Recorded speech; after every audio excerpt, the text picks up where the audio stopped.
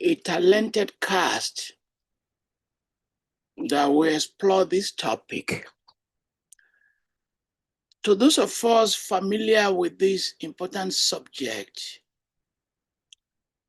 people use a number of illicit drugs in different kinds, in different parts of Africa. You can see marijuana farms in Ghana, South Africa, Nigeria, Morocco. And cannabis, another popular name for it, ganja, Igbo. Some are used actually for rituals, some for recreation. Should it be legalized? That debate has been on, and I will ask our panelists to comment on this debate, drawing from current experiences in the United States and Canada, where college students can now get a license to use cannabis. Then, if you draw in countries like Mozambique, Kenya, Tanzania, you find heroin and tramadol. There's tramadol too in Nigeria, Niger, and Ghana. Is it true, and our panelists have to answer the question, whether the use of heroin and tramadol are linked to unemployment? Some people have made that argument, and that it is now an health crisis in cities like Lagos. Guinea-Bissau, Senegal, Nigeria, North Atlantic, you find cocaine. And West Africa is regarded as a hub in which cocaine comes from Latin America to Gambia and some other countries. Is cocaine linked to the state itself? When it is linked, people have formulated the concept of the narco state, as in the description of Venezuela. Is West Africa a narco state? Is it linked with state power and corruption? Methamphetamine is a major issue in South Africa. East Africa, is it linked with violent crime and mental health crisis? As some people are making the argument. There are regional specialization in drug trafficking. West Africa about tramadol, criminal networks. East Africa, heroin trafficking through the Indian Ocean, drug injection. Southern Africa is being described as the largest drug market for meth. And North Africa, Morocco, is a global hub. To discuss this topic, this important topic, and I'll be making my intervention at the following: Professor Moruf Lanrewaju Adelekan, a distinguished psychiatrist, a scholar who obtained his medical degrees at Obafemi Awolowo University between 1974 and 1981. He also completed his psychiatry training at Arrow, earning the FMC Psych and FWACP in 1987, received MSc and diploma in psychiatry from Manchester.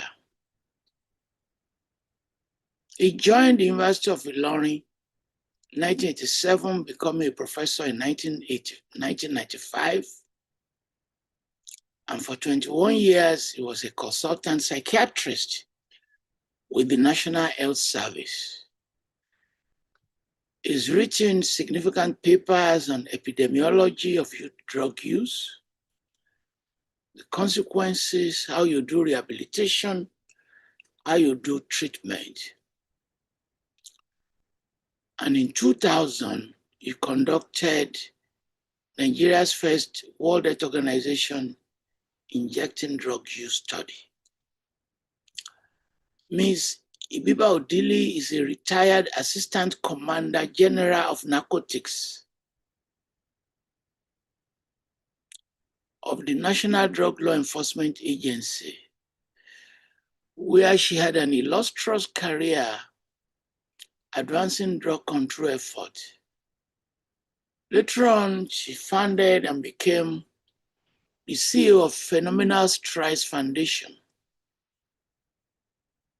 a non-governmental organization devoted to strengthening families, empowering youth, promoting community development. And she has served as a member of trustee of Asiwaju Dapo Wahab Foundation. She has received certification in substance prevention abuse. She has served as a member of International Society of Substance Use Professionals and Global Initiative Against Transnational Organized Crime Networks. And she holds degrees in public administration, law, and literature from the University of Port Harcourt, National Open University of Nigeria, and University of Lagos. Dr. Martin Agwogie founded Global Initiative on Substance Abuse and acts as its executive director. Is a leading expert in drug demand reduction, accumulating experience of almost 30 years, including service with the National Drug Law Enforcement Agency. Today, he serves as the NDLEA Special Purpose Committee, advising on drug demand reduction.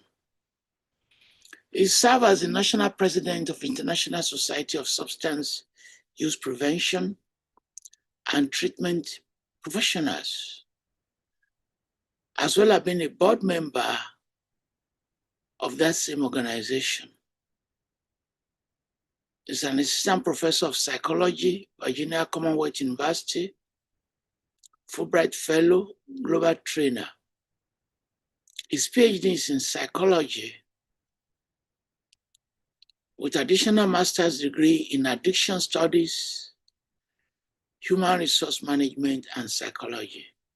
He's a certified addiction professional, and he has written many books and essays on drug abuse prevention and management. Tom Smith, that is the pen name of Abdulmalik Yahya, an author, poet, social entrepreneur, behavioral coach, peace ambassador, United Nations SDGs advocate, with a decade of experience in advocacy and community development. He founded Sai Scribes Poetry Club, where he's also the president, mentoring young people in northern Nigeria how to use the power of poems to promote culture of healing and advocacy.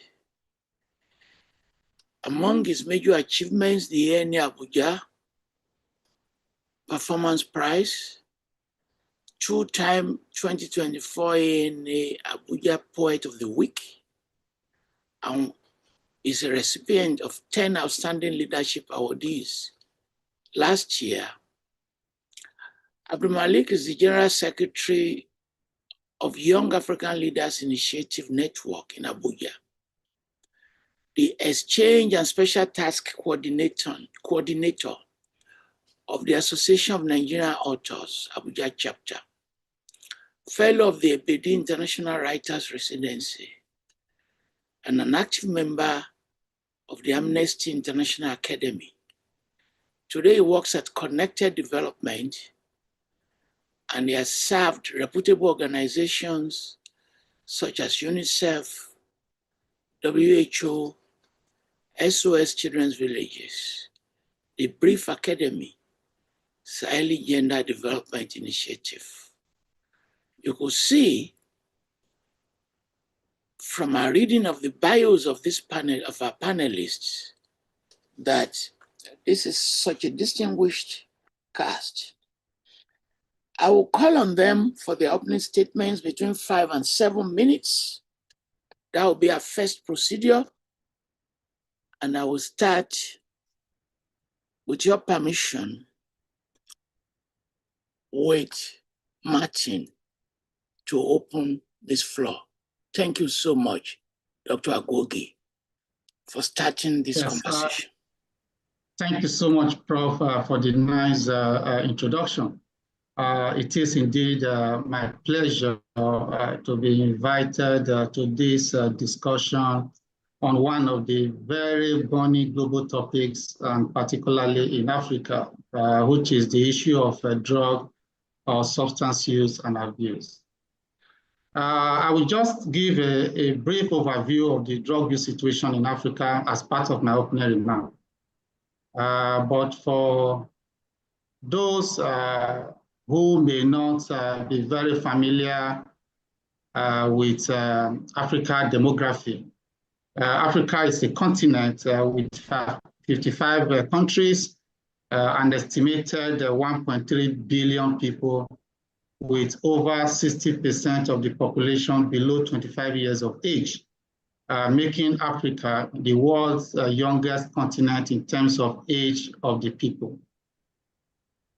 There is indeed a high burden of substance use in Africa, which is also related to the youthful population, among other factors, such as inadequate parenting, or you may call it gaps in parenting, high level of unemployment, poverty, what we refer to as the 3 A's, that is availability, accessibility, and affordability, due to weak border controls and local production. And of course, the issue of instability and conflict in some parts of the region. These are some of the risk factors for substance use. Even when there has been a high burden of drug use in Africa, there is a projection of 40% increase in drug use by 2030, which is just about 3 to 4 years away. So you can imagine what the future in Africa looks like in terms of drug use and associated consequences. Globally, there is higher proportion of people who use drugs who are developing drug use disorders. For example, while the estimated global prevalence of drug use in 2018 was 275 million people, the estimated number of people with drug use disorders was 31 million. That is about 10%. But in 2023, while the estimated global prevalence of drug use was 316 million people, the number of people with drug use disorders was 64 million. That is about 20%, an increase of 9% in 5 years, which is a major global concern, and particularly in Africa, where there is limited access to treatment due to limited treatment facilities, high cost of treatment, and social stigma, among other factors. While the global drug report shows that 1 in 12 people with substance use disorders receives treatment, in Africa it is 1 in 18. And there is a huge treatment gaps between men and women. While women, for example, are gradually leveling up with men in substance use, where 1 in every 4 people who use drugs is a woman, only 1 out of 8 people who use drugs are in treatment.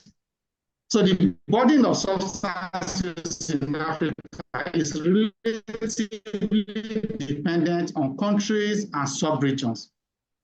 Generally, which people are in treatment in Africa are mainly cannabis, with increasing use of synthetic cannabinoid, opioids, particularly heroin, non-medical use of tramadol and cough syrup containing codeine, and there is amphetamine type stimulants, of course, particularly methamphetamines. So others are lower level of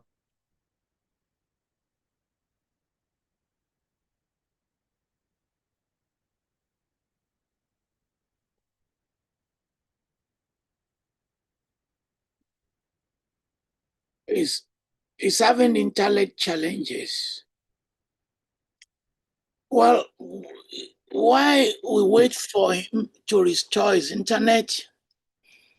I like the direction of his conversation along structural reasons. And it's pointed out to the demographic pressure,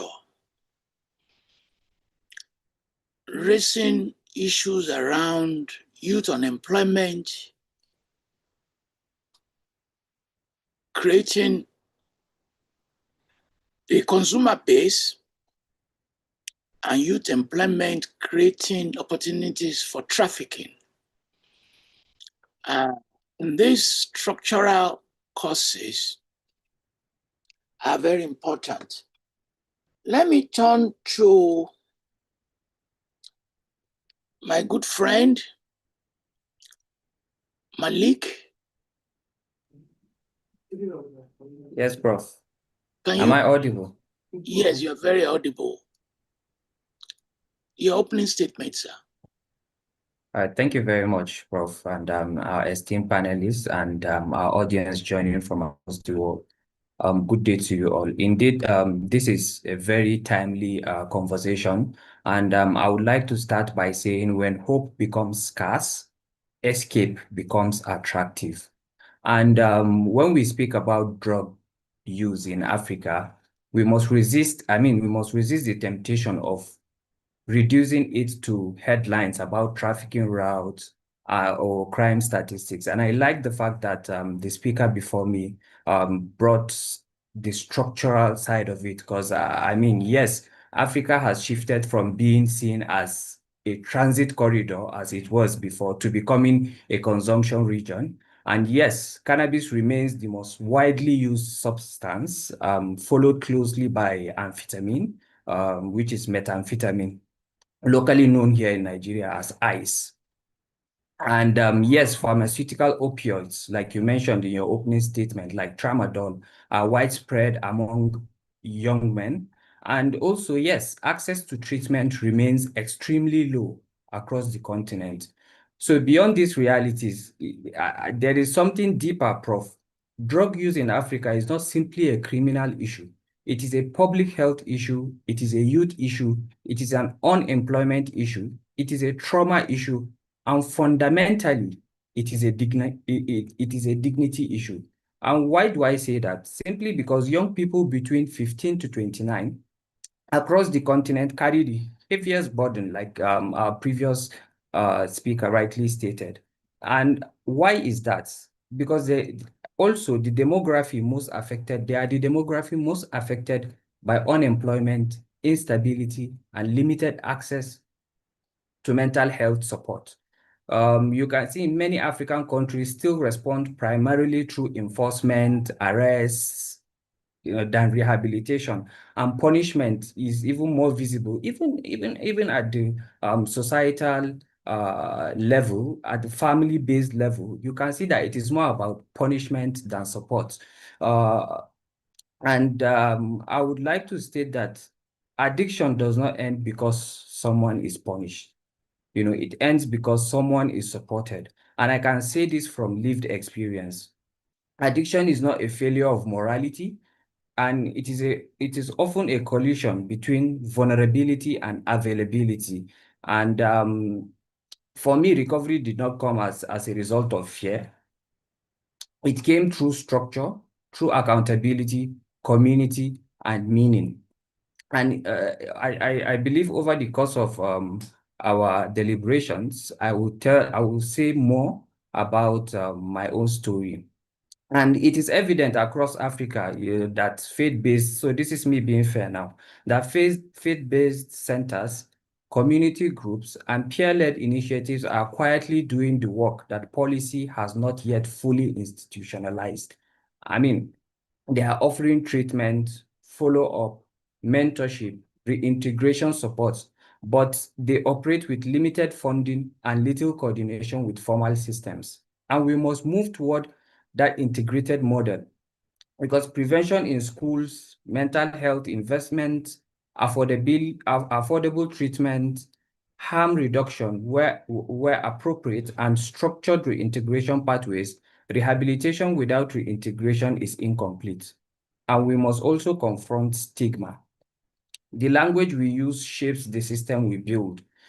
Just yesterday, or day before yesterday, I was in a weekly conversation about drugs, and the guest speaker was mentioning addicts, and someone later on intervened and corrected that addict is no longer acceptable according to UNODC standards. We should call them people who use drugs. And I believe when we start using those language that brings that sees them as people, that defines them as people, we design policies that isolates, rather than restore. So Africa does not need stronger chains for people who use drugs. It needs stronger systems of care. And behind every statistics is a human still capable of becoming something in the future. Thank you.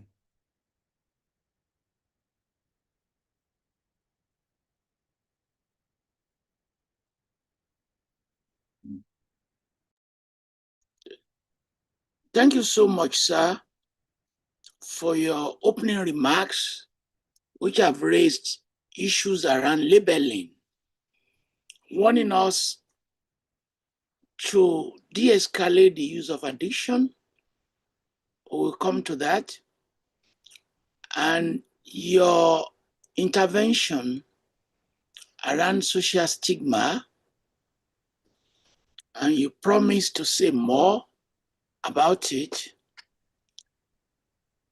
You didn't talk much about injection of diseases through drug use, like hepatitis. And hopefully, if you can make a note about that when you come back, and HIV, because these are very, very important issues that we cannot sweep under the carpet. Let me quickly ask you a question, because both Martin and yourself, you've emphasized issues of unemployment. Suppose the data also suggests drug use in countries where they don't have serious unemployment issues, as in the US. How will you do that comparative analysis? Just for now, just a small question for now. Please unmute him.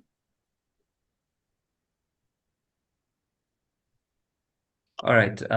So when you look at the unemployment rate, at least from common statistics, so all the relevant data that you can source and get about substance use always comes back to the issue of unemployment, particularly that of Africa. And when you look at countries that are associated with drugs, and their unemployment rate are not as burdensome, if you permit me to use that word, as Africa, you could look at it from the trauma side of it. So it can be other social issues, not necessarily unemployment, but particularly that of Africa. I would say it has a lot to do with okay, so let me talk about influence as well. Peer influence is also another issue. And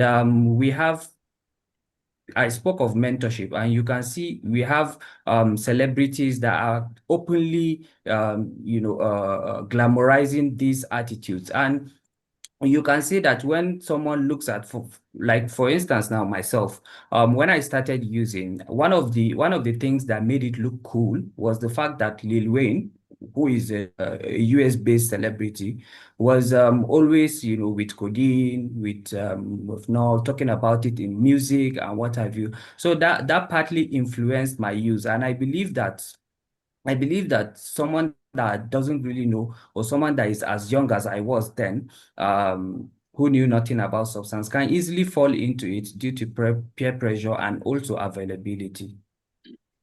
Thank you, and I appreciate your personal intervention because we need that degree of honesty. Martin, do you want to close your opening remark because your internet gave way? Do you want, or should we move on? Yes, I would like to, please. Please go ahead. Close your opening remark. Thank you so much. Let me see what I can do within the next few minutes. So as I was saying, recent studies reported the high prevalence of Kush in Sierra Leone and in other parts of West Africa, as well as non-medical use of opioids.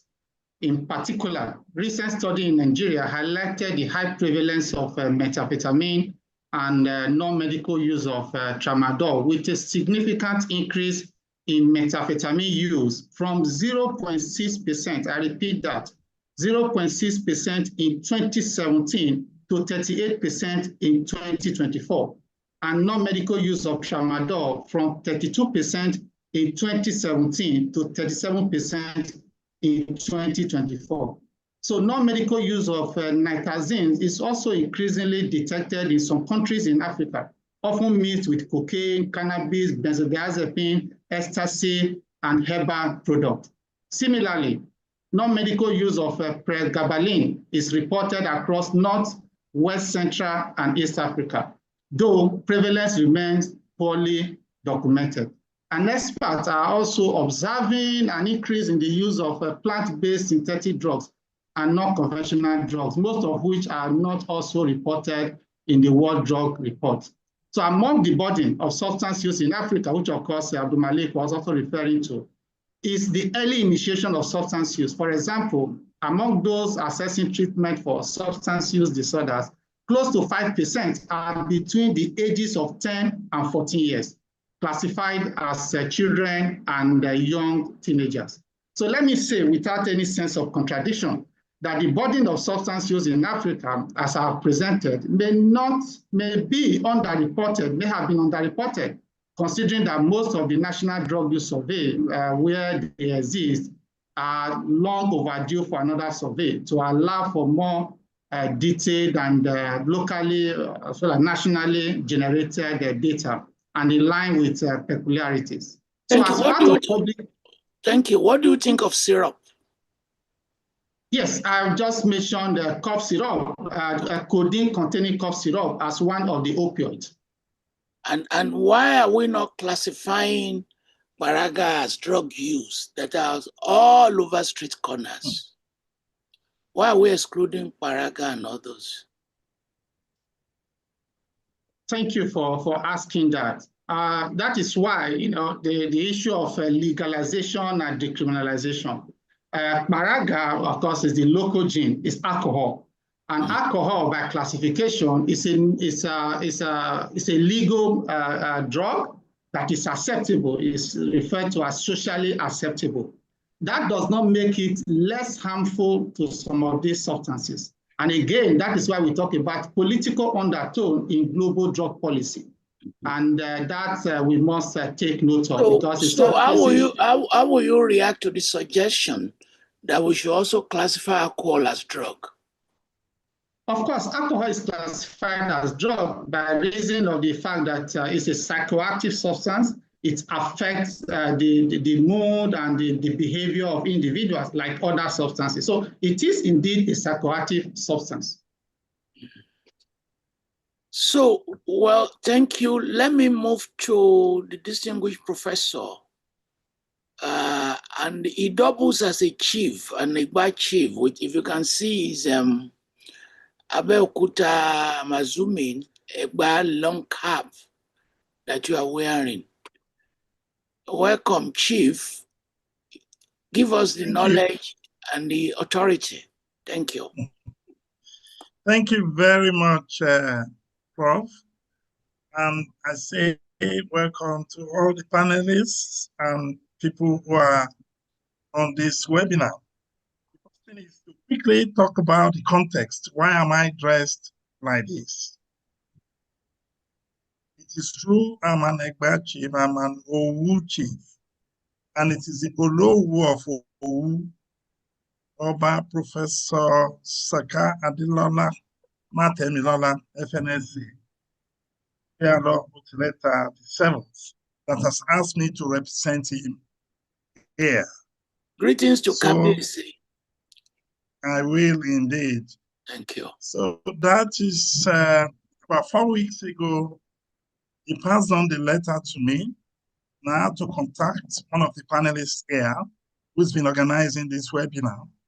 And she told me clearly that what they would like me to address is community form of intervention on drug abuse.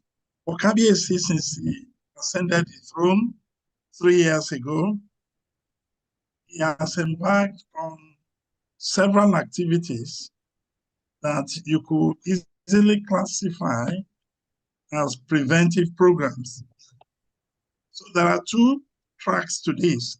On the one hand, he has an NGO, the Solace Substance Abuse and Mental Health Advocacy Group, that's direct, giving awareness programs for women, for school children and everything. That's on the one hand. On the other hand, there are so many other activities going on in the palace, which I will expatiate as the discussion goes on, that you could classify as prevention against drug abuse, particularly activities targeted at school children.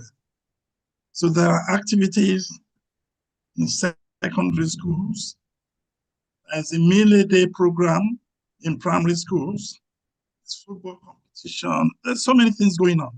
And there are scholarships, many scholarships, over 1,000 students enjoying the scholarships of Olowu, and they are called Olowu scholars. All these are giving these young people hope for the future.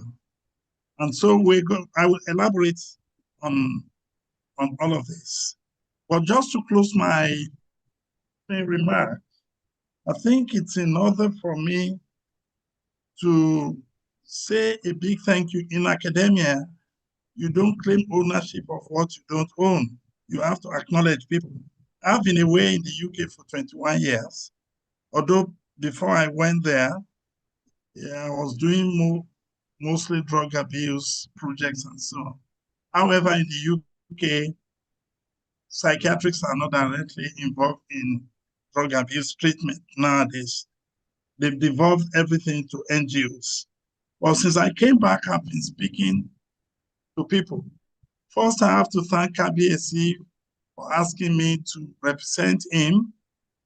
Next is Olori Aminat Adeleye Matemilola, who is in charge of the Solace Foundation.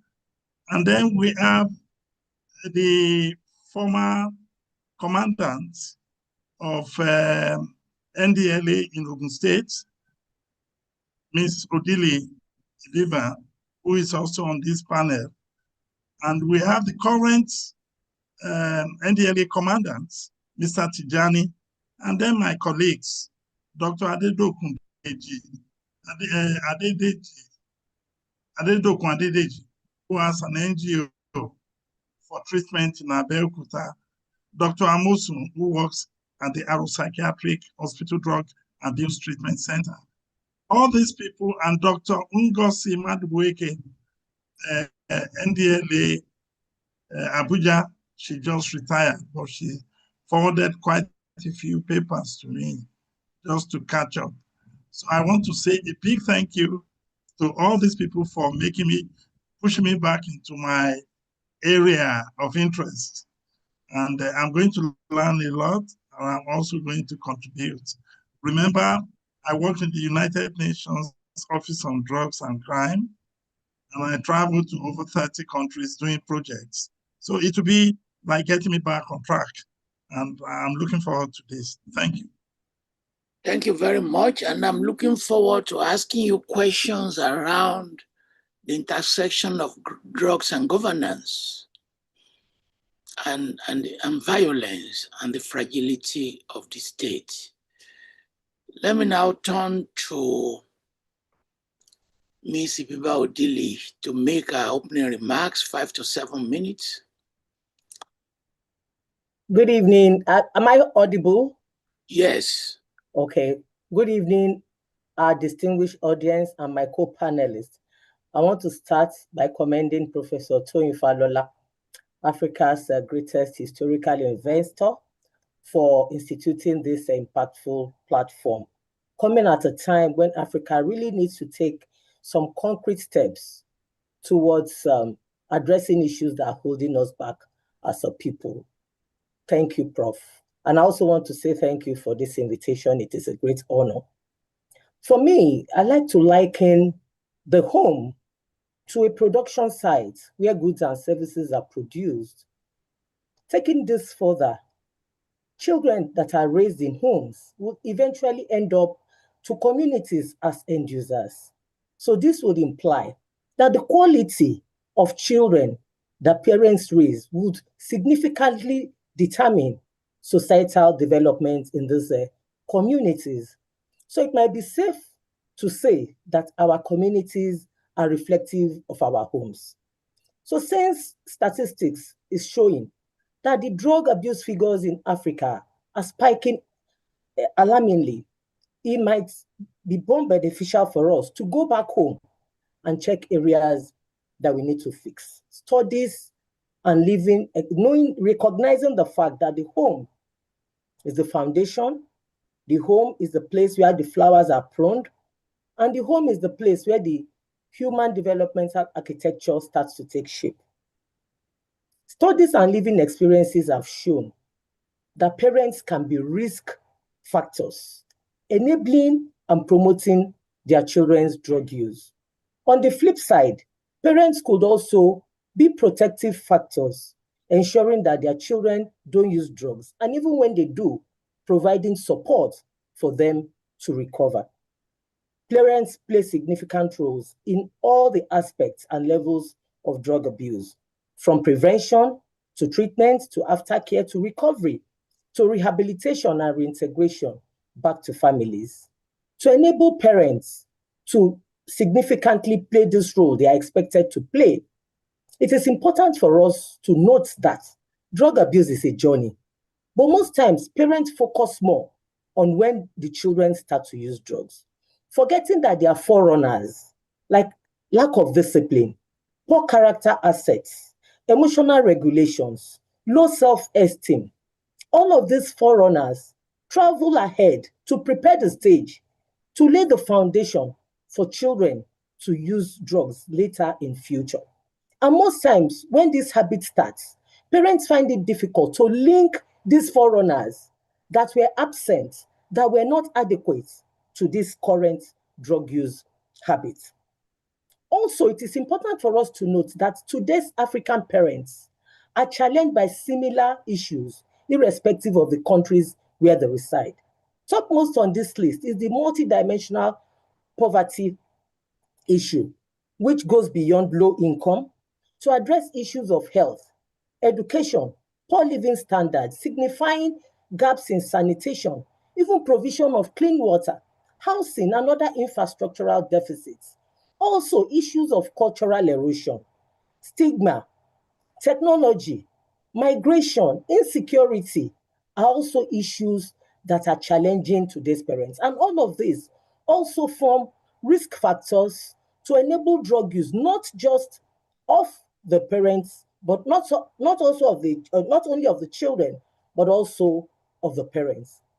This also brings us to the issue of the role of governments in ensuring that enabling environments are created for parents to deliver on positive parenting outcomes, which also include raising children who are drug-free and providing support for children who use drugs. So the question is, what kind of national family programs do African governments institute in countries?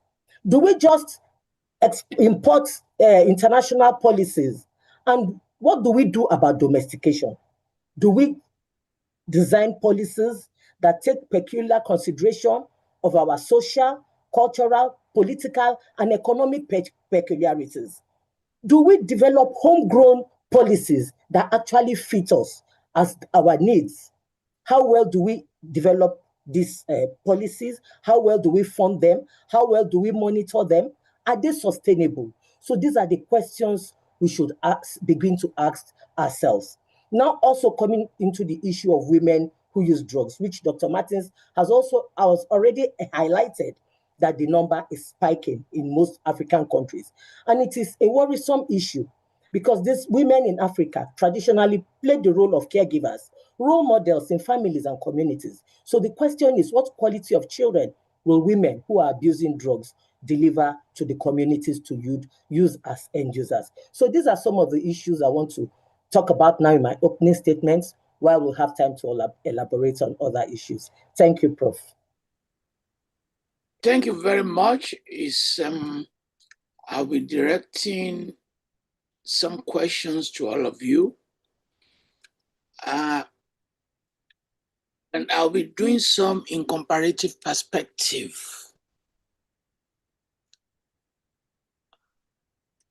Can we talk about second chance? That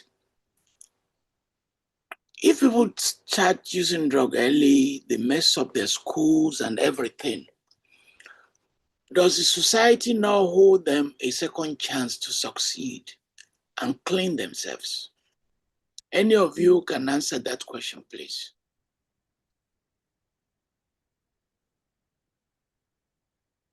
Any of you? All right, Prof. So let me come in from my own perspective. Okay. Yes. So I feel it is something that the community really needs to give second chance to anyone who has truly gone through addiction, realizes that he or she had made a mistake, and hold him or herself accountable to the fact that they are ready to change. So yes, I would like to say that the society pretty much owes anybody that is ready and willing to change a second chance at life. But also, is that person willing to give back what he or she has taken from the society? So let me bring my own story from to this. So when I throughout my time in the rehabilitation center, I took to creative expression as a means of escape. Remember, I started my opening statement with escape. So that really helped me. And coming out of the rehabilitation, I had nothing to do, no job, just virtually nothing to do except writing. Before I go to sleep, I'll sit down and think about all the mistakes that I've done in my life and put it into writing. And that really helps me because immediately I'm done writing, I share it across platforms. And truth be told, I had a supportive family that actually opened the way for me to have access to such networks of creative like minds. And I will share my poems, I will share what I've written, I will share what was bothering me. And along the line, one of my mentors picked it up and called me one day and introduced himself, and he was like, you write beautifully. Why don't you come to this program? You know, and for me, going to that program was a mixture of course, I mean, I'm just unlearning a habit and trying to relearn the good ones. So it was troublesome for me because I felt that how would someone feel if he or she knows that I've been through this, I've gone through this, and I wasn't shy to share my story. I once shared an interview that I had. I went for a job interview. That was immediately after my rehabilitation, and sadly, I shared that story during that interview, and that was it for me. You know, nobody gave me the chance. Nobody called me to explain why I didn't get the job, you know, why I wasn't selected. But I mean, I took it as a phase of learning. And later on, when I started writing, it opened several opportunities for me. And wherever I go, I share my story. I tell people that, oh my God, I've been through this, so that I will even weigh from my own point of view whether that person is a risk for me and for my progress and for my recovery. Because at the end of the day, if that person treats me or finds out later on, you know, it can become an issue of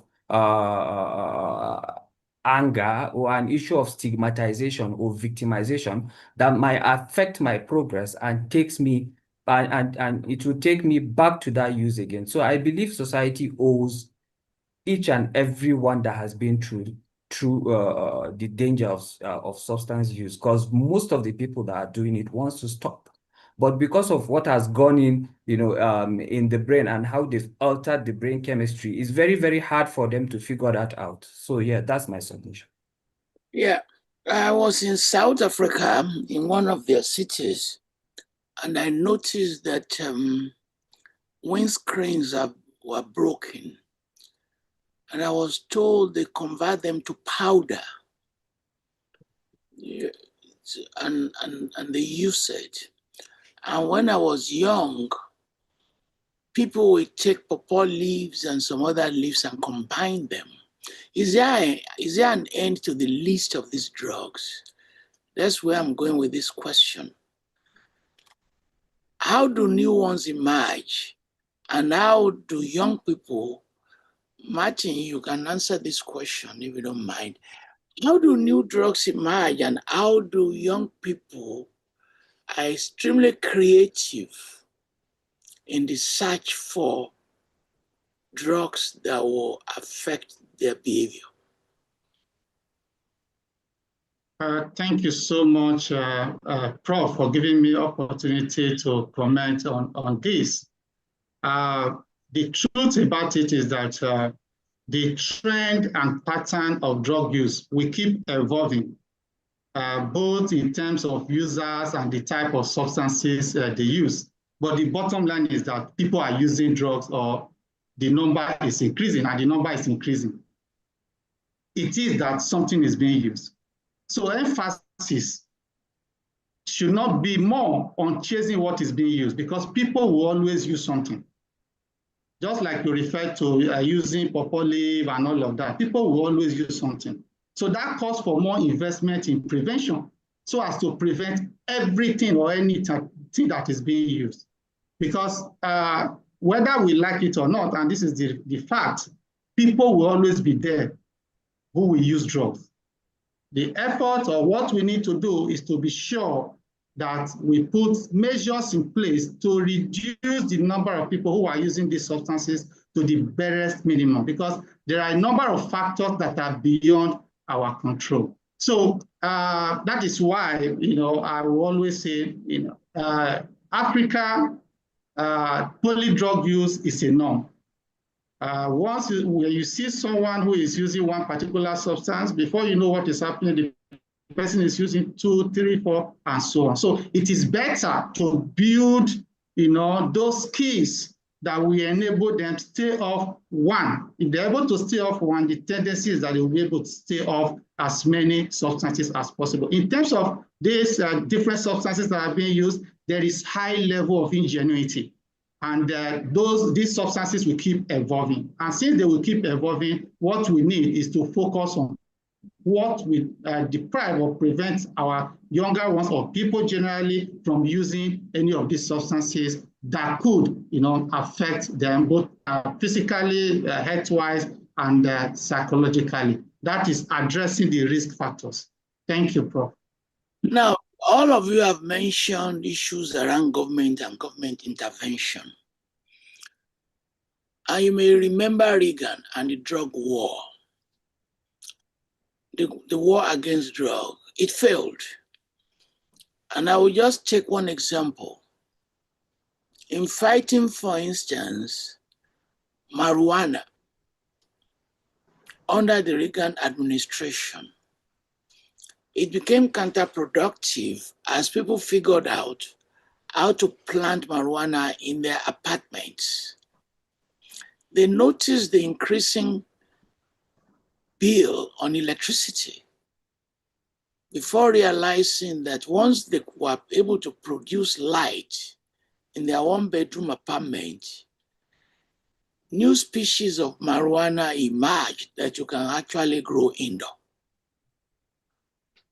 Where am I going with this? And any of you can answer the question. Why does the drug, because we're going to talk about intervention, and it's not as if these interventions have not been practiced. Why does the state fails? In the US now, you see how the Trump administration is using it to go after Venezuela, after Canada, after Mexico.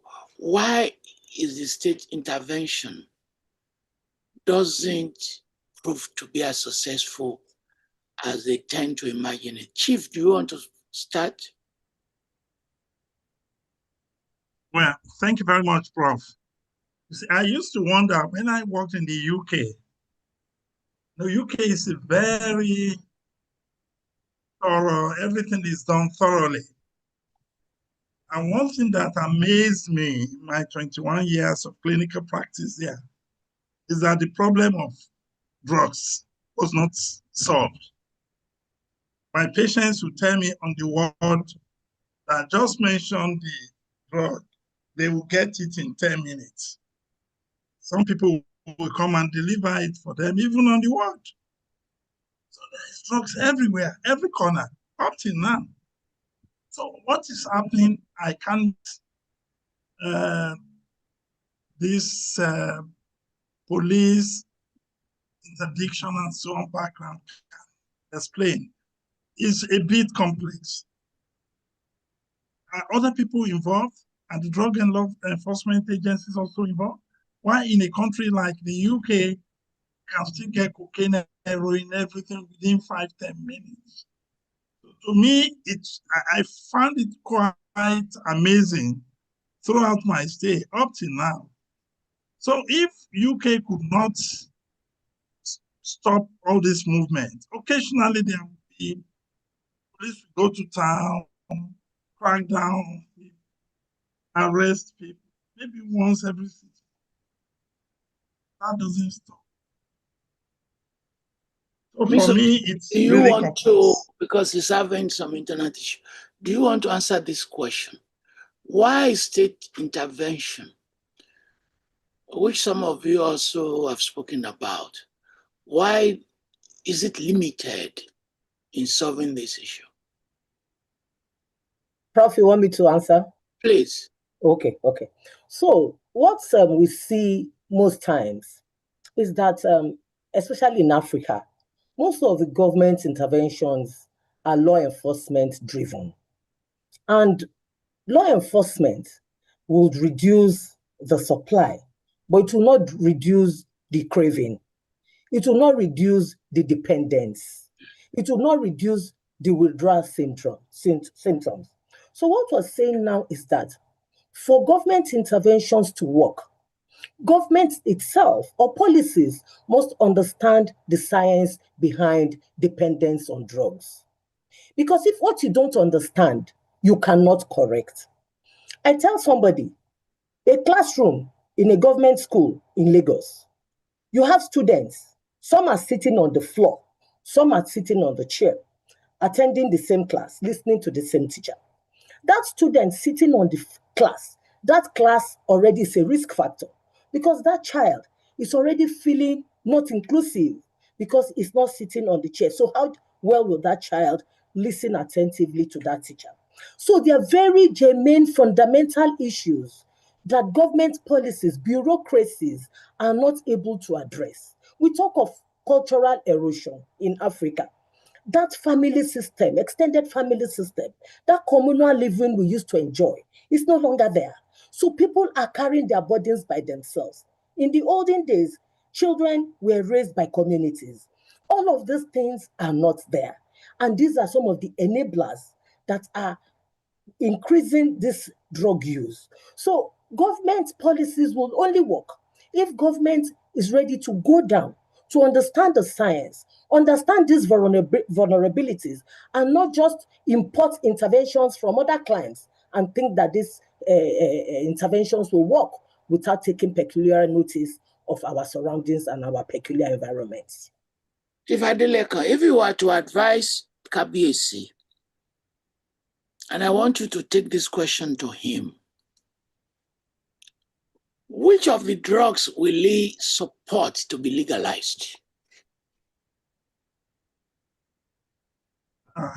Thank you, Prof. I think Kabiesi will not rush to advise on that. Even marijuana? So you can't say, okay. No, I don't think. You cannot. But what about you? Your own. No, I don't see him saying that. No, because we what see about people you? What about you as Chief Moruf Adelekan? Which drug will you advise the government to legalize? I would not advise the legalization of marijuana because even in all the, I read the NENDU reports, the epidemiology reports, and in all the 12 major treatment centers, cannabis and alcohol, seem to be the top in terms of admissions in the past 5-6 years in Nigeria. Okay. And the cannabis is associated with psychotic illness. So they're coming back with major psychiatric illness. So I wouldn't advise legalization. Yeah, it's difficult. Even when you legalize it, I understand. I went to Canada, I saw the advertisements that cannabis is now legal and so on. But I understand some of these states are now revising their rules and laws. They are beginning to ban it again after legalizing it. So I won't be one for advocating legalization. Martin, can we not convert it into a commercial enterprise? As the former governor, Aketi, said, why don't you let people plant marijuana and make money from it? Thank you very much, Prof. I want to align my position with that of Professor Moruf.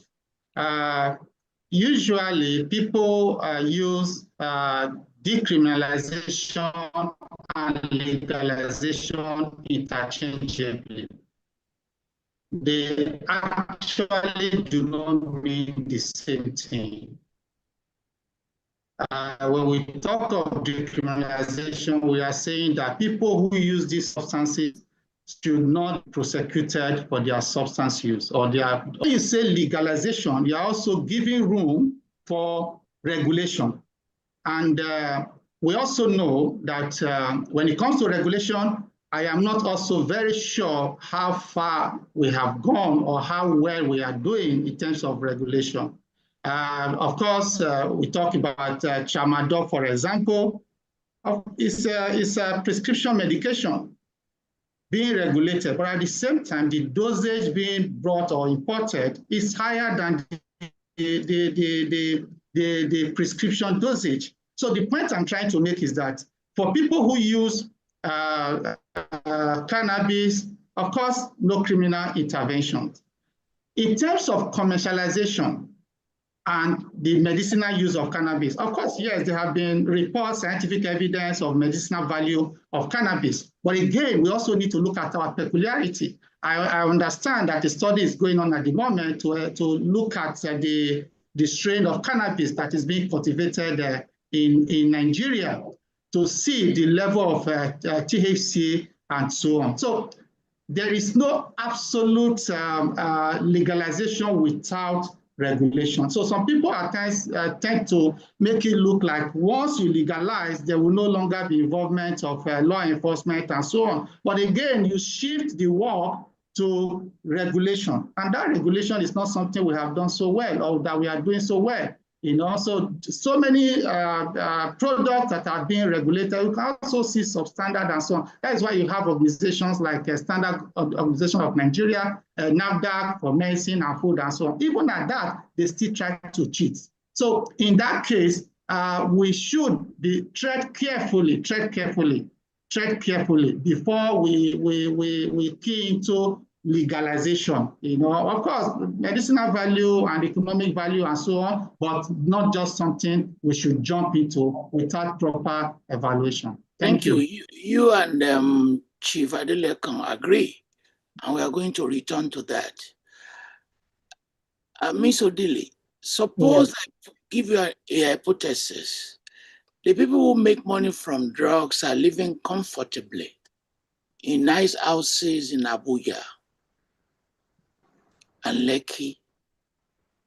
And the people that we are going after are those who consume this drug. I know it's a difficult question.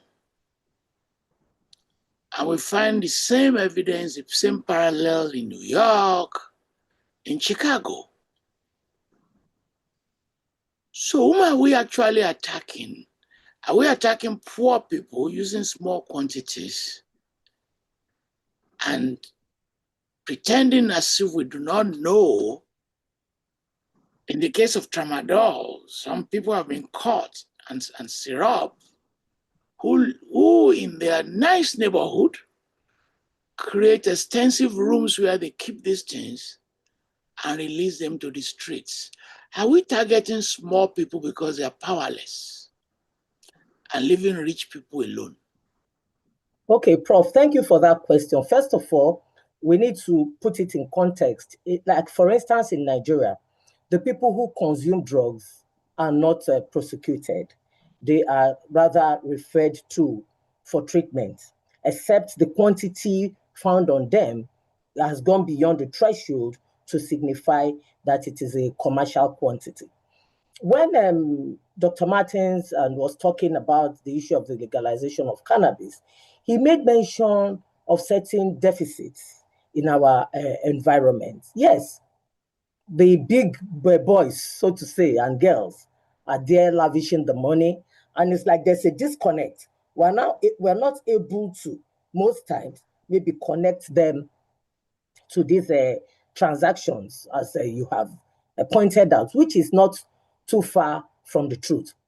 But you discover that in our environments, there are certain cultures and there are certain perceptions that at times hinder some of this intelligence sharing. We're doing a lot, but a lot still needs to be done. The other day, we're having a conversation somewhere, and I was talking that we still have a weakness in community-led intelligence sharing. The level of patriotism has not reached the extent where people feel that this thing is a collective task. It is a collective responsibility, because intelligence does not fly from the sky.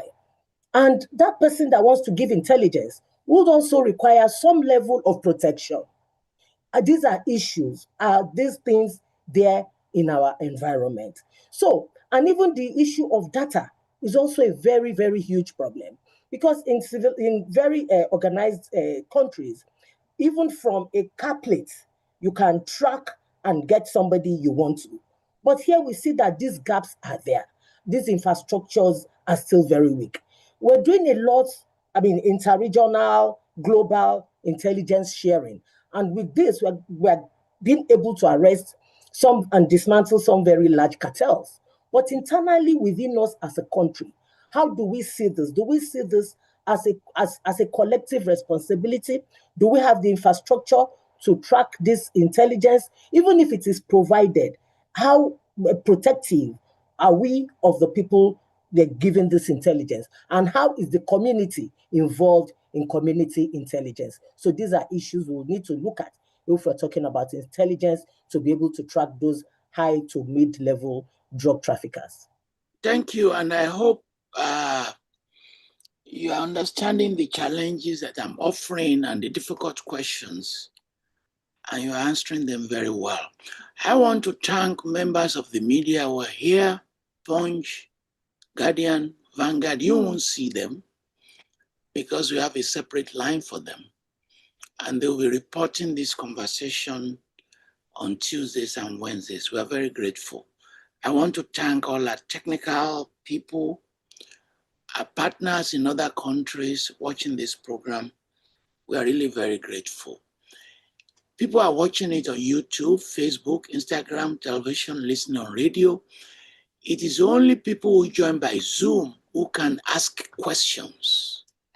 If you want to ask questions, please, you have to leave your alternatives and join us just on Zoom to ask your question and go back to FaceTime. Difficult question, Abdulmalik, the linkage between drug and sex and prostitution. What will be your intervention on this? Because sometimes they don't stand alone. And if you're uncomfortable with any question, you can yield and let another person answer it. Go ahead. Yes. So I think I'm tempted to, because I mean there's a very, very, very, very clear line between them, and I would like to say that sex and substance use is something that has been, I mean, interlinked interchangeably, and I believe there's an element of truth to it. So I was watching a documentary on substance use disorder, and I came across someone who was saying that she couldn't have sex, who is also a service worker. Let me, if for me not to make it look derogative, but who is a social worker, and was saying that she couldn't even do some of the things that some of her mates are asking her to, until she takes some of these substances, particularly tramadol. And also, let me share a story. So in 2014, when I was in school, and when you are with friends and what have you, so they used to bring in girls from outside who are willingly, or who willingly want to take these substances in order for them to just feel okay, or feel distracted from their own traumatic issues. And at the end of the day, the boys will end up using that as a means of trapping them for sex. So and I think no wonder why the rate of usage in women is increasing.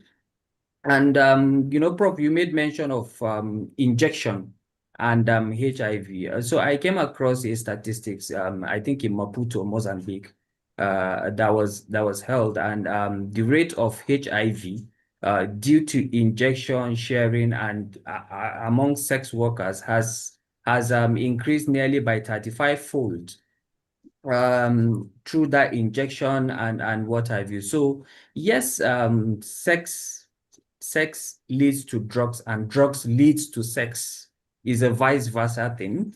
But I think basically when we talk about these things, the foundation of it is that will of the state to create empowerment pathways, to create prevention skills, and to ensure that at least at the family-based level there is sex education for children. you know, these girls are coming up, not being aware of what sex is, not being aware of what drugs are. And if they are not properly educated, of course, they will jump into one, and one will definitely or certainly lead to the next. You're talking about willpower, in which pastors talk to them, parents talk to them. Martin, why is it that willpower doesn't work? Why is it that the GO, irrespective of what he says, Adeboye or Oyedepo, they just don't work? Why is that? Thank you very much for asking that. Yes, it is not as if willpower does not work. Well, you see, people who are at risk, they are faced with what I will refer to as opposite forces. The risk to use a substance and the protective forces. The willpower, the communication or talk by significant others like religious leaders, parents, school authority, and so on, they are more of protective factors. They help to reduce the tendency or the risk to using these substances. But if the risk factors outweighs these protective factors, then it becomes an issue. I'll give you an instance. If a young girl of 12, 13, 14 years old is being with your internet is creating sexually molested by the fathers of man. We'll come back to you, Chief. And I have changed it severally. I don't know what. Can you hear me now? Yeah, we'll come back to you, Chief. Let me ask you, at your age, I shouldn't embarrass you, but you have to forgive me for embarrassing you. How will you respond to the argument that is older men like me and you who actually corrupt these young people? That it is people of your age and my age who introduce cocaine to a 17-year-old girl. There is people of your age and mine who prey on a 14-year-old girl. And it is us now who will now moralize and go to church. I apologize for asking you this embarrassing question. But are we not also complicit? Elders like you and I. Okay. Thank you very much, Prof. Actually, it's not embarrassing at all. Thank you. Because it takes somebody 70 years plus. He must have had some problems in his earlier years to be doing that to a 14-year-old. Because a 70-year plus will have children and grandchildren. Some of them will even have great-grandchildren. So in our society, in our own climate, it will be morally very despicable for any elderly person to do that. However, you have criminally minded elders who go out to do anything. And I remember when we were doing these street studies of heroin and cocaine users in Lagos, and these patients would tell us that they target elderly people. They wait under the bridge on Marina, and these people will park their Mercedes-Benz. They are in their 60s and 70s. They go to campuses too. They're all over the campuses. Yeah. And then they corrupt them. So there are people who do that. Well, I think most Nigerians, I don't know, it depends on where you live, what kind of people you mix with. I don't think many elderly people will be going out to do that, but it's not impossible, and it depends on individuals. Any other contribution along that line, how adults are complicit? Yes, I want to say something about this. Please. You know, most times, like I said, we need to go back home, is that the way we are raised, most times go with us even to the grave. People rarely change. So you see that those things that that young child was doing, and it was ignored or even enabled by the parents, are things that that person will grow old with. And most times, some people use age and wealth as control, to control people, to control younger people. And also, the girl child, maybe because of the way some parents raise their girl child. So these girls, the issue of silence, the issue of not feeling complete by themselves. So any wind will blow them. And most times, these old people, so to say, have a way to lure young people. And because, I'm sorry, we're living in an environment that worships wealth. That's the truth. It's there, it's everywhere. So everybody wants to belong. Everybody wants to have a piece of the action.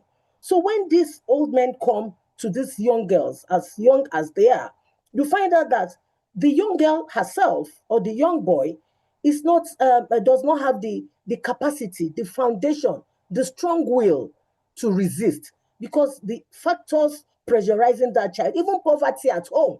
We've heard reports of 15, 16-year-old girls that are feeding their parents in Nigeria.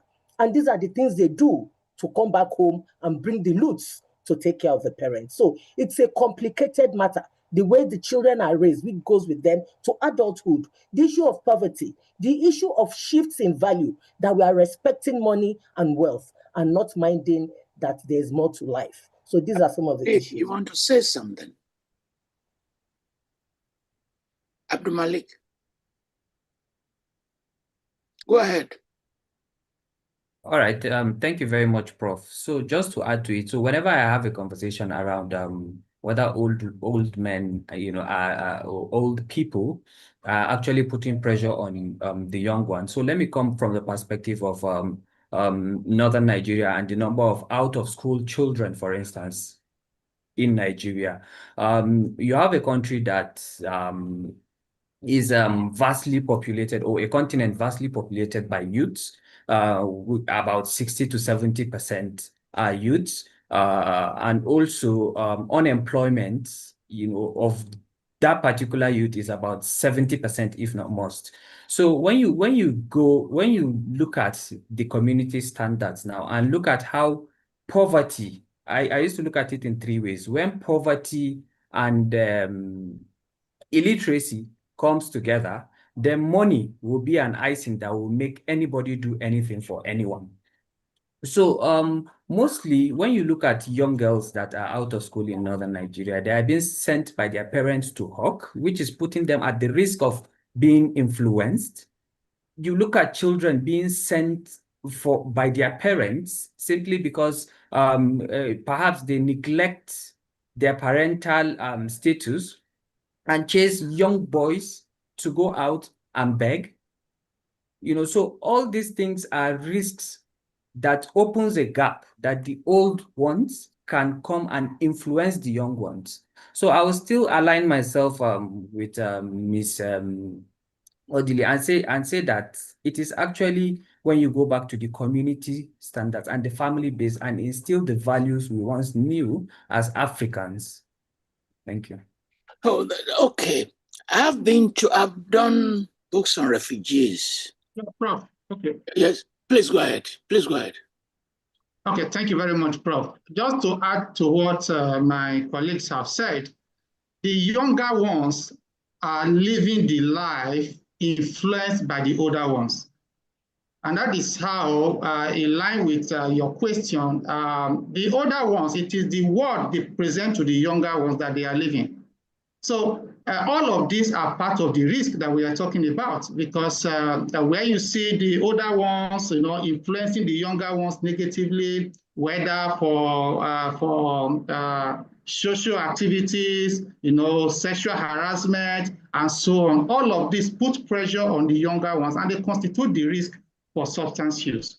The point I was trying to make earlier on, I said the younger ones are battling between the risk factors and the protective factors. If the risk factors outweighs the protective factors, the tendency is that they will cave in and eventually use substances. And I was trying to cite an example of a driver who is abusing or sexually molesting a young girl of 13, 14 years. And the young girl cannot confide in anyone, cannot confide in the parents, cannot confide in the school authority, cannot even share it. So such person is going through traumatic experience that she is looking forward to whatever can relieve her of that pain. And one of which happens to be substance use, because that temporary relief will be there. Before you know what is happening, the person would have developed substance use disorder. So these are the risks that we need to work together, in protecting the young ones from, so as to reduce the menace of drug and substance use. Let me go back to the chief. I once wrote a piece. I call it Igbo songs. When you have a moment, just Google Falola Igbo songs, the marijuana songs. We call it valorization. Nigerian musicians have been valorizing drugs for a long time. Fela, Orlando, Ayinla Omowura, all of them. And lately, Afrobeat is in praise of drugs and sex. Shayo, Burna Boy, they praise drug use. Should you and I or the government respond to those songs? And we have gangster music in the US as well. And if you watch Nollywood, as I do, they are very open, holding their big rap with a nice glass of brandy or whiskey. Do you see, and all of you can contribute, do you see this music as representing danger to a society? Or should we see them as part of our progress to modernity? That the older values that you are talking about can no longer work. Thank you, Prof. Thank you very much. Actually, I think if you consider when we were 30 years ago, or 40 years ago, when people were coming out of the universities in the early 80s, they had hope. They are likely to get a job within 6 months, 1 year. There are graduates who've been waiting for 5, 8, 10 years. I think it's another world entirely. All you need to do is go to these viewing centers and do a statistics of those people who are shouting Arsenal, Chelsea, are killing cows to celebrate Chelsea or Arsenal, Manchester. These are graduates, second class upper. So it's another world entirely. So the music, their priorities, there is no job. There is no job, and most of them are not ready to go and learn a skill. So music, and I walk through Abeokuta sometimes when there is a party, and you see secondary school students dancing crazily to all these songs. I even saw a lady in hijab, and she was dancing. It's another culture entirely. What's going on in that mini culture, I cannot decipher. However, can government really do anything about it? I think it would be a hard task, because these people are in their own little world that you really need to break into it, give them some sense of hope, and then somebody can preach something, the alternative to them. For now, the alternative is on all these Afrobeats and dancing crazily. You just need to see them doing this every day when there is a party anywhere. So I don't know. Let me turn to let me ask Miss Odili to provide the answer. I've been to Afrobeat concert, and you cannot go to Afrobeat concert without drugs near you. I mean, part of the vibrancy of Burna Boy is that smoking. So how does the state react to that? Well, this is very interesting to me because I can relate to it, because I grew up in the area where Fala's first Kalakuta Republic was located in Lagos, around Ojo Elegba, Moshalashi. And I remember walking to secondary school in the morning. Me and my friends would first of all stand in front of the gate and watch him and his girls, and they all had their Igbo raps, and we watch all of that before we go to school. So it's actually something I can relate with. And I think most of the problems we have is that we rely too much on government to do everything for us. I know some countries that it was even civil society organizations, NGOs, different groups of multi-stakeholders in communities that rose up to say, we can't take this any longer. This is killing us. So, but what we find in this part of the world, maybe it's the issues of poverty and all of that, is that we're very complacent and we just fold our arms and believe that it was whatever government can do is what they can do. I shared the story of a clip I watched many years ago in India rural community when a politician came to canvass for their votes, and they used sticks and stones to represent what he was promising. And when he won the election, and they went to check, and it was not what he promised, they went back to the city to complain. So I think it is a collective responsibility, because this drug problem doesn't lie on anybody's doorstep alone. Everybody is affected one way or the other. When you talk of danger of this artist on stage and all of that, the danger is there, whether we like it or not, because the young people who are vulnerable, their minds are impressionable. And these are the people they are looking up to as role models. And the danger in most African countries is that we are not presenting an alternative. We are not presenting a mathematics competition. We are not making visible a competition in skill making where people are winning. Rather, it is things like Big Brother Nigeria and all of this. So these are all the young people are confronted with. We are not deliberately bringing out other educational and social skills and making competitions of all these things to even provide an alternative. So I think it is time people get up. It is time communities and groups, you can imagine mothers getting up in droves to say no to government. Policies must be put in place to censor these videos and censor these programs. So I think we should not just leave it out to government. And that is part of why we're having these conversations. These things must be escalated. So conflicts, wars, I've written on them. I've been to refugee camps, internally displaced people. They are all linked to drugs. You can't have internally displaced people and not have drugs on those camps. So why is it that on the other hand, you are trying to see how you can govern these spaces, but there's a failure to govern the traffic in drug? There's also the failure to govern that traffic in prisons. I mean, Nigerian prisons, you can get drugs to buy. So, Martin, why is that? And what do you think?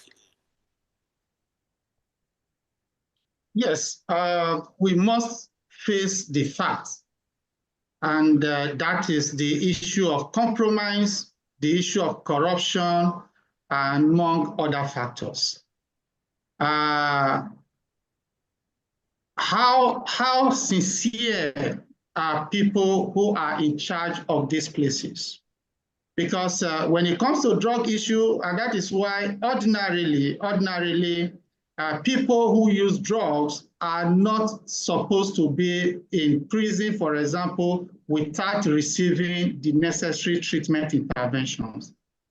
Because at the end, the desperation, the desire to get these drugs will put so much pressure on them and even the prison authority to eventually compromise, because these are people who possibly are willing to do anything to get these substances. So you discover that people compromise at different levels.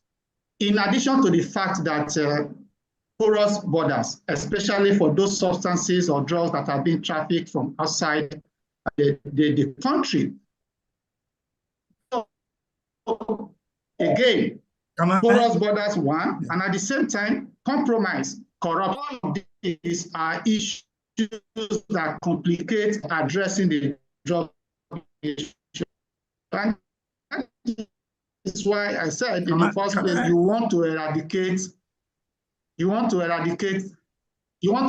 drug use, because irrespective of what to do, in one way or the other, people will still use drugs because there are so many risk factors that are beyond our control, including availability compromise. Chief wants you want to make an intervention, Chief. Yes, please. I once did a research for UN refugee, is it UNHCR in Kakuma, which is a border town between Kenya and Southern Sudan. I was there for 2 weeks to look at their substance use or abuse and risk factors, HIV risk factors. It's another life entirely.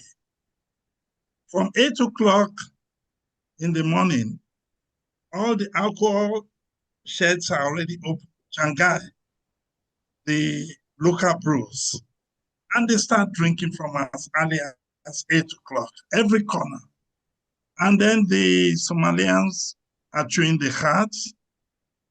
And then you have people who are, they tell you they are prostitutes. In fact, I did a focus group discussion with the prostitutes in the camp.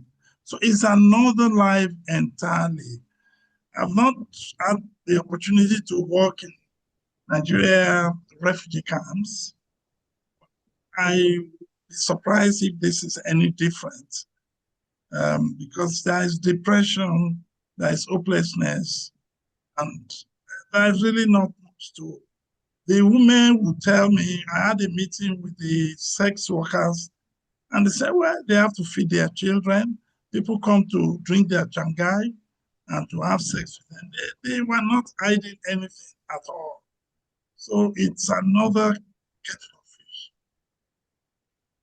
Abdulmalik.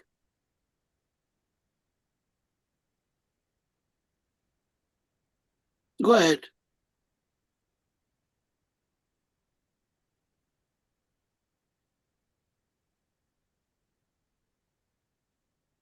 We didn't unmute you. Can you check? Say something, please. It is not from our end. Did you touch something accidentally?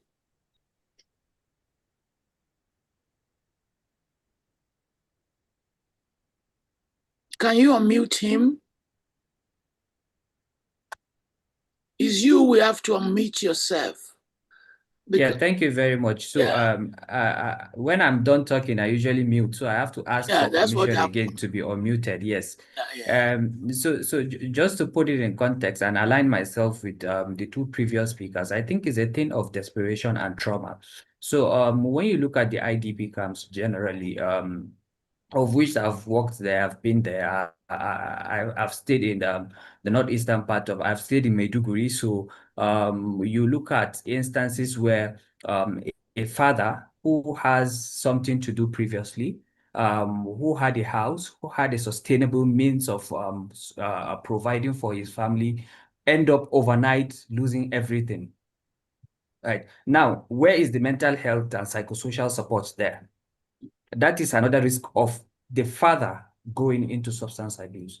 Now, the father has 4, 5, 6 children, right? And these children, even if they've been going to school, they've woken up in 24 hours, or all of a sudden there's no more school to go to. That puts them at risk as children. Third one is the mothers, who had a sustainable livelihood, or who had a husband that is. So where is the intervention? What we are talking about right now, I think, has to come with that state will to provide necessary provisions for these displaced people to be catered for mentally, economically, and also try to rehabilitate them into society. Because, I mean, it's an issue of trauma, just to narrow it down to this conversation. And I think the state and also community needs to come in place and ensure that there is a mental health and psychosocial support put in place for this, or else, I mean, there's going to be an issue of sex and drugs. There's going to be an issue of out-of-school children and being at the risk of being influenced by all elderly men and what have you. Thank you. Miss Odili. Yeah. Okay. I wanted to add to the issue of the correctional service system. Yeah. Those incarcerated and the drug use problem. Most times, many of the people that find themselves in jail either have a substance use history, or they get there and start to abuse drugs, because it's a very depressive environment. And one of the issues we want to bring to fore here is it really reformative, the way we do our correctional system in Africa, in Nigeria? What is the goal? Is it to reform, or for them to come back worse than when they were going in? And what kind of interventions, like Malik has said, do we put in place for those who are there? Because when you're in a depressive system, they barely have enough food to eat. The spaces where they stay, maybe where 2-3 people would have stayed, you have about 100 people in that space. It is a very depressive environment. So if these interventions, if the reform system is not actually working, and this person has been using drugs even before he came to that system, he or she would always look for a way, because treatment, even for the substance abuse, is not even enough. It's not even adequate while the person is there. So these are some of the issues that are escalating these figures, because it is not just those in the communities or in homes. Even this correctional service is a very huge gap of escalating the drug problem in our environment. Thank you. I've attended a gathering, and I will give it a name, Mothers of Yahoo Yahoo Boys. And I'm not making up this story. It's a real story.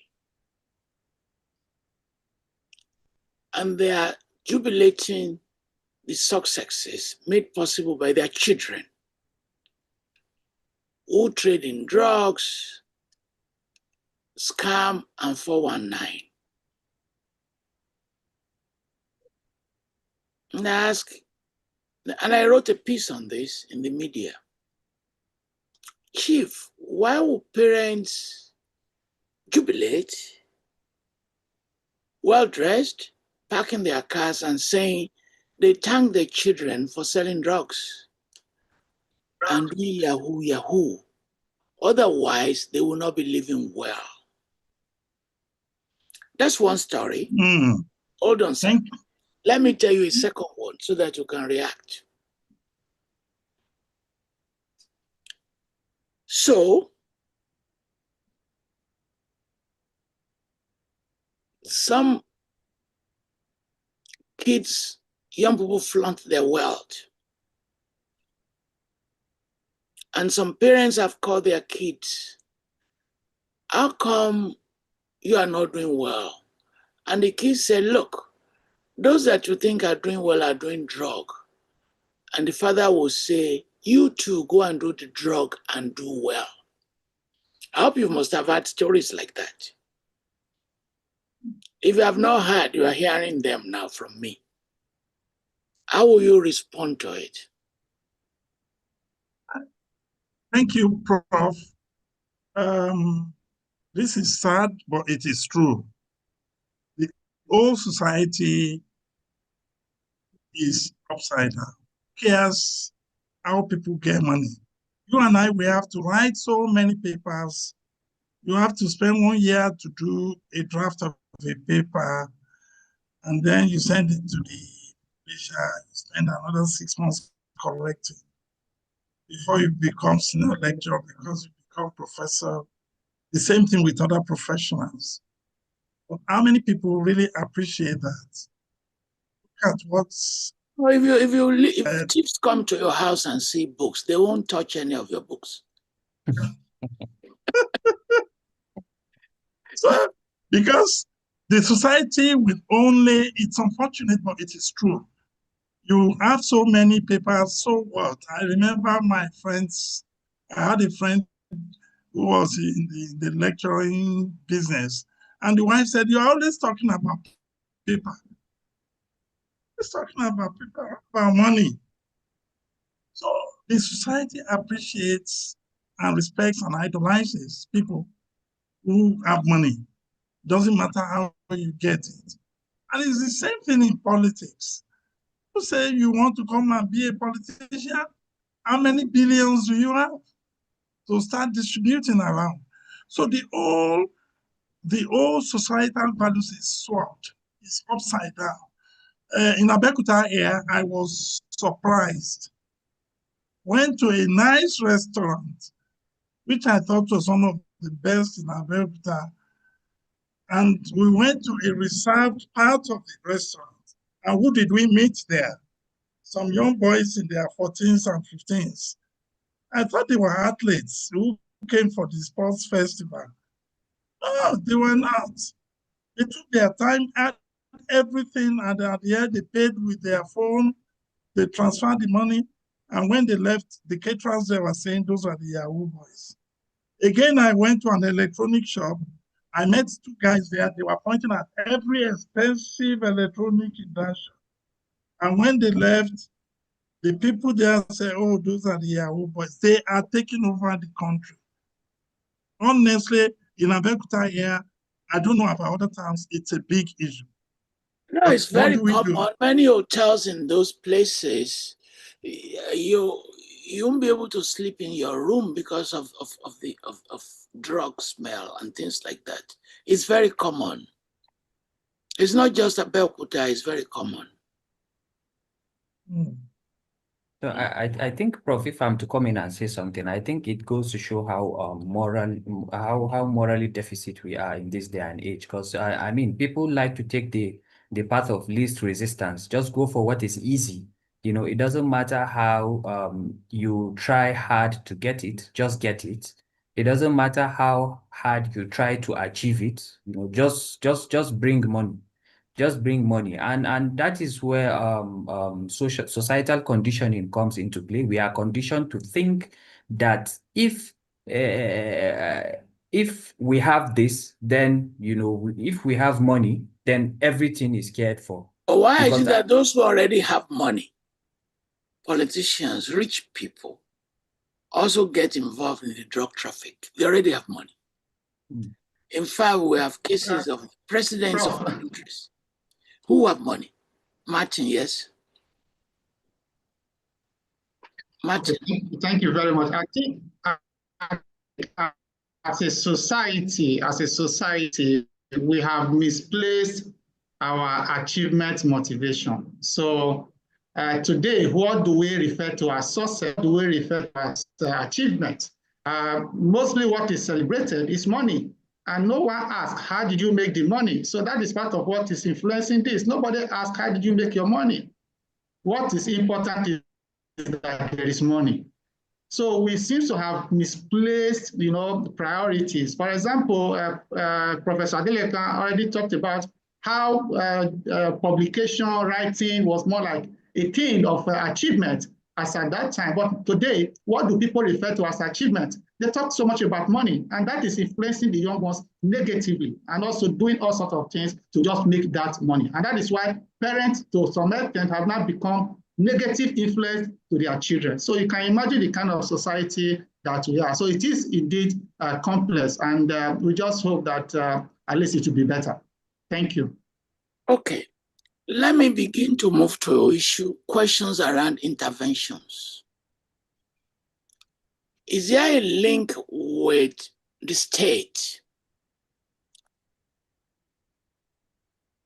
This drug, can we call it drug economies, in which there's money to be made, there's status to be made, and rumors have circulated that some people became politicians.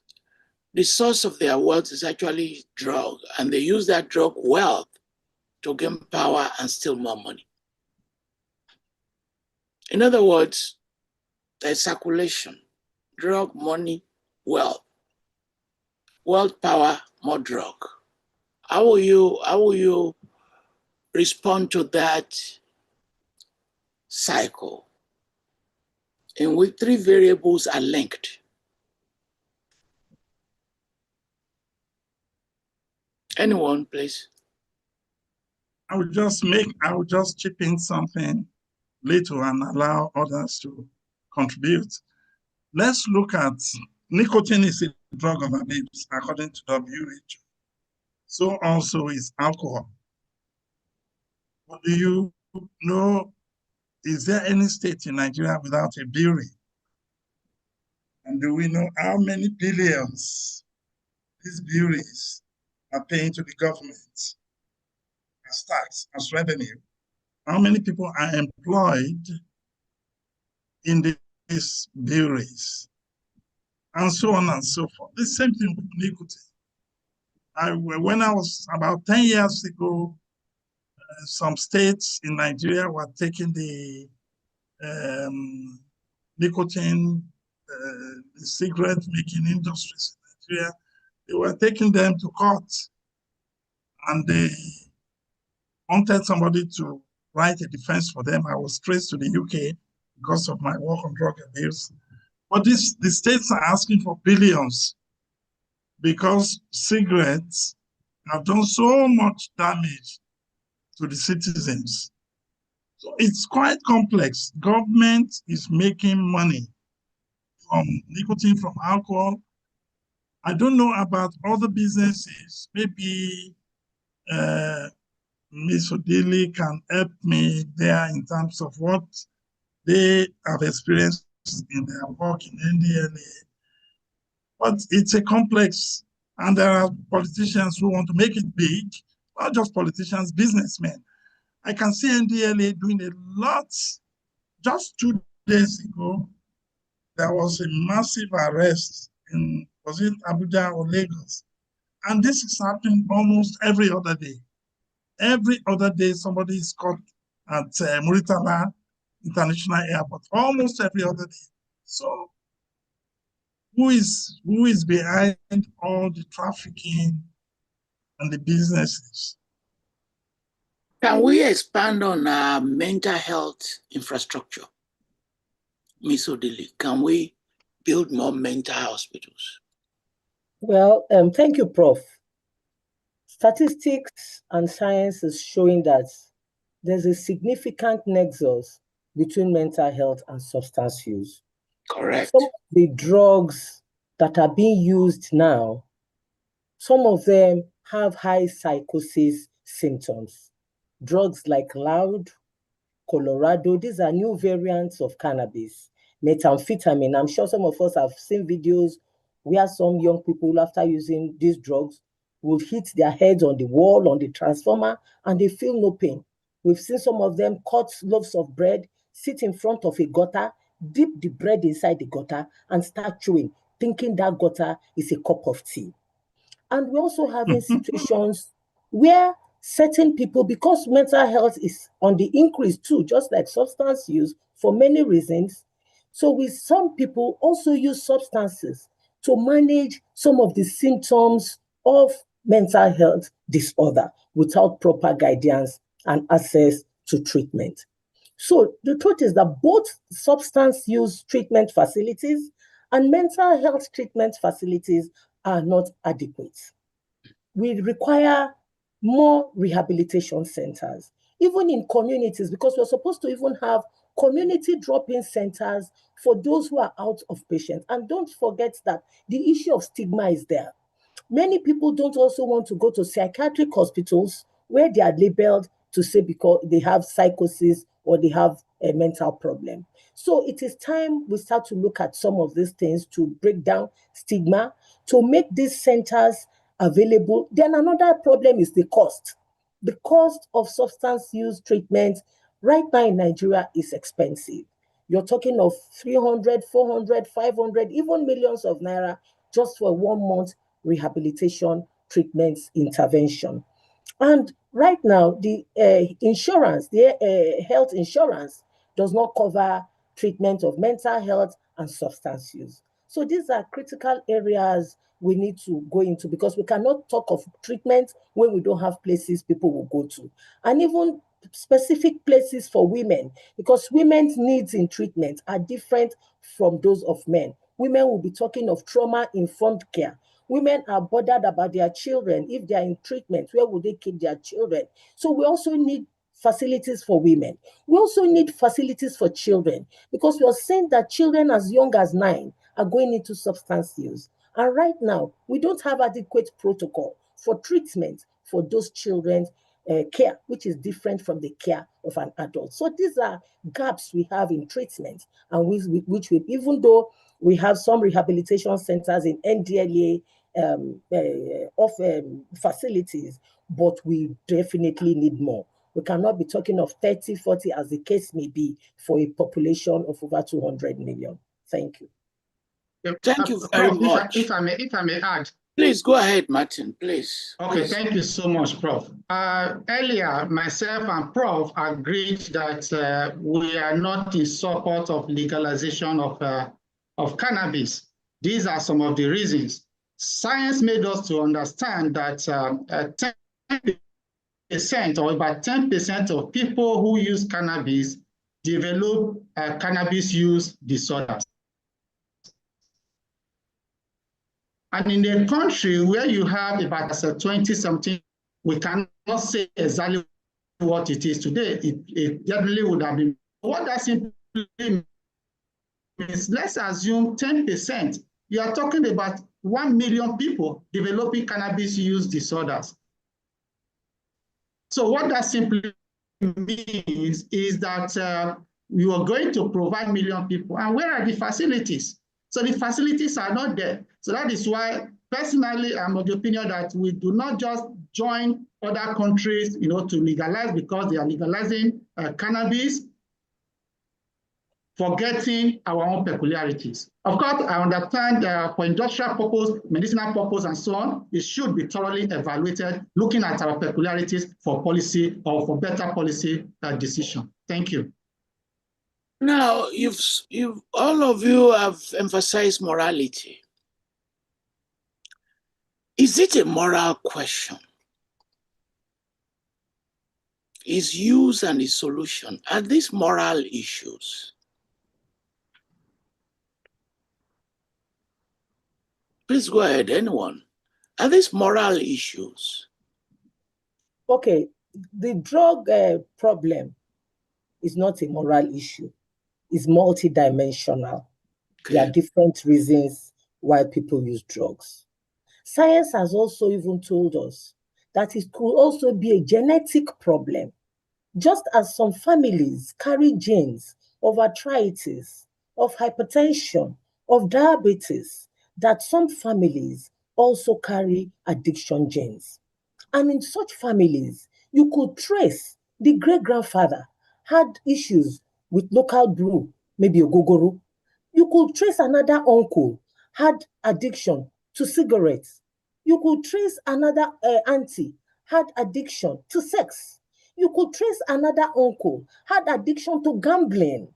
So it is multidimensional. The state has its contributions. Families have their contributions. How can a parent that has 25 children claim that they can provide for all that number of children? So even the number of children Africans are having is a risk factor for substance use. So it is not a moral question, so to say, because we have to look at the issues that are making people to use drugs? Very good, very good. Because I'm trying to shift the argument away from concentration on morality, because that morality may not be able to create solutions. But let me shift the argument to what I call drug economies. Drug economies. What do I mean by that? Historically, we've had situations in which a state itself can convert drugs into an economy. And we have also had situations in which people seeking wealth in certain states can say that that money will come from drug economies. When they do that, we use the jargon, shadow economies. So we tend to say we have an informal sector, yes, but in those informal sectors, some people will argue that large incomes can come from drugs, that they are saying if you go through the state, which is a corrupt state, and they're not politicians, they're not going to make money. Why can't they connect themselves to an informal economy, derive capital, create this drug economy, damn all the consequences, whether they're damaging people's lives? A minister once came to say he cannot control private jets in Abuja connected to drug economies. He said it openly, that some helicopters, not all of them, that you see, and some small jets that you see, that some of you are praying, God, make me like them, are tied to drug economies. And when you do drug economy analysis, there is no morality there at all. What will be your response to this? Prof, let me jump in here, and please pardon me if I say people may have or share contrary views and also have information that may not be at my disposal. As a country, I am not really very sure that the country has degenerated into what may be referred to as a drug economy. That some individuals, whether in high places or in politics, may have been involved in drug issues and may have laundered drug money to get to where they are and so on. It may just be an issue of individuals. But in terms of an economy where governments seem to say, you know what, we have to do this.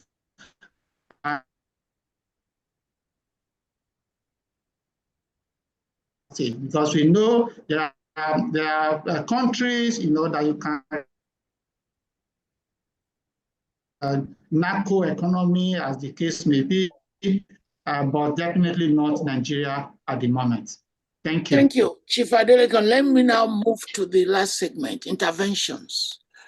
The chief said he joined us to talk about community-based prevention, which will also involve invoking traditions and culture. How do you create indigenous moral frameworks to deal with this issue?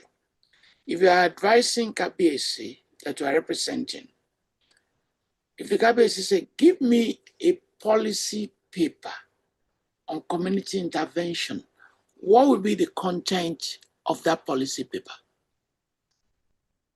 Thank you very much, Prof.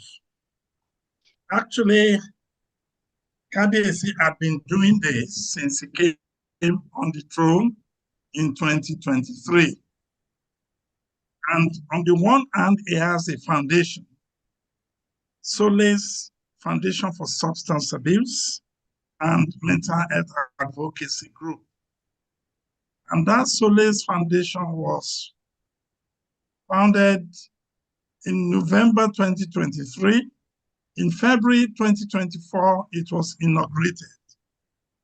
And it has had 3 major outings involving women, which was funded, which was around drug abuse and HIV. It was supported by Agwogie, and it was for women. Another one was organized for school children. So that's direct. But the interesting thing about that... You have not told us the cultural content. You know, you've told us there's this foundation, but we don't know the cultural content. And you've told us the cultural content. Yes. Yes. The cultural content is this.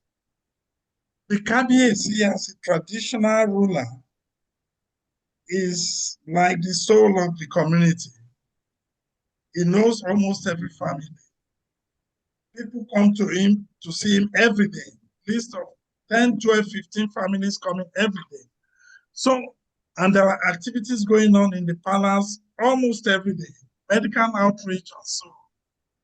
So whatever the Kabiyesi wants to do through the violence and the alakosos, it will really trickle down to the household. So that's the cultural context, and they respect anything coming from the crown. But I still don't get, sorry, sir, I still don't get the breakdown. Yeah. What you say, yeah, this is what we do with language, this is what we do with performance, this is what we do with music, this is how we link culture to community to de-escalate drug use. I still don't have an answer. Okay. I'm afraid maybe someone else can help me. There is what the methods that are being used. Yes, in which are you still the cultural framework. Yes, yes. Abdulmalik, you want to still the standard. Okay, I'll let somebody speak, but we still use the standard, the standard methods. Okay, I'll let Malik or somebody else speak to that. Okay, thank you very much, sir. So I think it's one of the reasons when I came out, I started Sahel Scribes as a virtual community of children. So what we basically do is to have a proper means of creative expression. So we express ourselves through positive means. So last week I was writing a proposal for my organization, and it was centered around health issues. So I was thinking of a concept, and I was like, why don't we have a community-based intervention in drugs where we have a small storytelling circle, you know, like the Tales by Moonlight we used to have, perhaps in indigenous languages, or drama, or a play around substance use disorder. So it could be a weekly thing where maybe they will gather in, of course, supported by the community structure, and then for families to come, previous users, that's people in recovery, to come, and people who are at risk to gather and share stories about the realities of substance use. It could be prevention, it could be risk, but at least let it come in a traditional means, in the form of play, poetry, or I mean dance. It could be drama as well. Very good. That's what I was pushing the chief to say. Miss Odili, let's go to education. Let's go to education. Go ahead, Martin. Go ahead. Okay. Okay, thank you very much. Okay. I must say that the community has a lot to do when it comes to interventions in the area of drug or substance use issues, both from the angle of prevention and even to the angle of, or to the aspect of treatment. Even the destigmatization of drug use alone is an intervention, because there is this negative stigma associated with, or stigma associated with substance use, community stigma. And they see people who are in recovery as people who possibly will always go back to drugs. And they one way or the other, knowingly or unknowingly, put them at risk of even relapse. So one of the things I have identified over time is that the community seems not to have the capacity to have a good understanding of their roles when it comes to prevention and treatment intervention. The community can do so much, but the capacity is limited. Thank you. Ms. Odili. Yes, Prof. Suppose I challenge you, just have challenged Chief Adelekan, that the school system, from what I understand, is based on the fear factor. That if you are still using that fear as a methodology, is it going to work? If we catch you, we'll send you out of school, we'll dismiss you, it will destroy your life, you are being wasted. It is in that education system that is focused on fear. Does fear actually works? Thank you, Prof. Yeah. Evidence from studies have shown that the fear factor in any domain is not effective in drug prevention. Even when you tell children that if you use this drug, you are going to die. Because the truth is that they also live in communities. They have seen their uncles that have smoked cannabis and didn't die.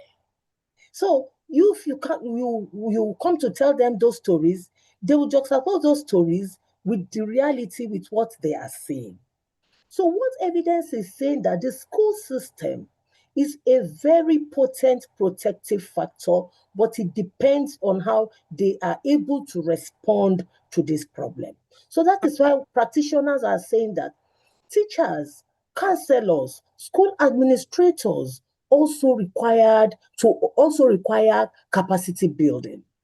They also require to unlearn some of the wrong notions they had in the past. Because it is not enough to say you're going to punish a child if you're caught. Because even in schools, in public schools, especially in urban cities, we have school 1 and school 2. The school 2 children don't even enter the classrooms. They stay behind the school or maybe outside the fence, and they smoke their drugs, they drink their alcohol, they plan of raping the girls they want to rape, and they go back home. So we need a lot of education.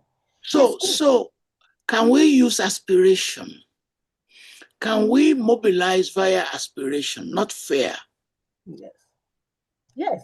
Aspiration would be a better intervention than using fear tactics, because these children, even with the help of the internet, they even have more information than even the teachers and even the parents. So whatever you're telling them, whatever you're making them believe, you'll be shocked that they know that what you're saying is not true. So the students themselves, we have to bring in school-based interventions that will motivate the children, that will reward the children, that will make the children see a purpose in wanting to learn. That should be their goal. Because if we help them to establish early goals in life, then they will not have a place to accommodate substances. But if they don't have any goals, we are not motivating them to learn, we are not letting them see a beautiful picture, then the space of drugs would have been created. But the teachers, the counselors, and these other school administrators have a huge role to play to dismantle what they thought was right, but now science is saying it's not the right way to go. Malik, the economic empowerment path. This is the third part. We started with community. That's what people have suggested. The school system, we need to work on that. And all of you have mentioned unemployment, aspirational deficits. Can I test you with a proposal? Do you think that if we focus on skills and establish microfinance grants, especially in northern Nigeria, will this work? So I think I think, first of all, let me start by answering, yes, it will work, but frameworks or systems need to be put in place to ensure that there is accountability and it is checked. So that at the end of the day, we won't have a situation whereby someone is in recovery and will be given a grant without, the person has a skill, but that grant can be a trigger for him to go back into it again. So I believe, yes, skill acquisition is very, very important. It is good we bring it into whatever we do, because I mean, we are in an age of skills and we don't lack something for anyone that has gone out of or that has gone through the addiction circle to say he or she can do. So so I started earlier by giving a story of how I came out, I didn't have anything to do, and I persevered to ensure that I just stick to what I knew, which was a skill. That's creative expression and writing poetry. After I began writing poetry, it hasn't been all good, and poetry is giving me all sorts of income and I'm generating, right? But it put me on a pathway that led me to where I am today. For instance, now, so the collection I wrote during my rehabilitation program, I mean, every day I would sit down, write a poem every day, and I ended up through the help of that mentor that called me who I mentioned earlier, I was able to go for writer's residency and completed editing of my work. I came into the cycle of writers and collective individuals who are of the written craft. And it helps. Abdulmalik, creativity can also lead to drugs. Some people have argued. I hope you know. Really, Prof? Yes. But go ahead. All right. So that's the challenging one for me, which I will come back to. But in as much as it is a pathway to that leads to drugs, it's also a means of healing and expression, because you are letting out all the things you are bottling up, and that is why journaling is encouraged, highly encouraged in a healing process. So coming back to what I was saying, till today I published only 20 copies, and I've been looking for should I say publishing houses that can support that. But I mean, it's still not there. But it didn't stop me from saying that because it is like this, so let me just go back. It's not going to work. No, it brought me another avenue, which got me an internship, which got me and it got me to where I am today as a person in community development, working for connected development. And just to buttress on that education distance. So there's this project that we're doing on that's the Girl Child Education Project in my organization. And one of the things we highlighted was the fact that even if we bring girls back to the school, how do we ensure that they stay in school? How do we ensure that they like what they are being taught, or they have aspiration and goals for the future? And we saw things like mentorship coming into play, teaching them skills beyond just being in the classroom, so that it will help them when they are done with their education. At least they have skills that will make them thrive. And also, Prof, is lack of skills and something to do is what leads to people back to it. I think evidence shows that about 50 to 54% of people that have gone through a rehabilitation process relapse because of nothing to do.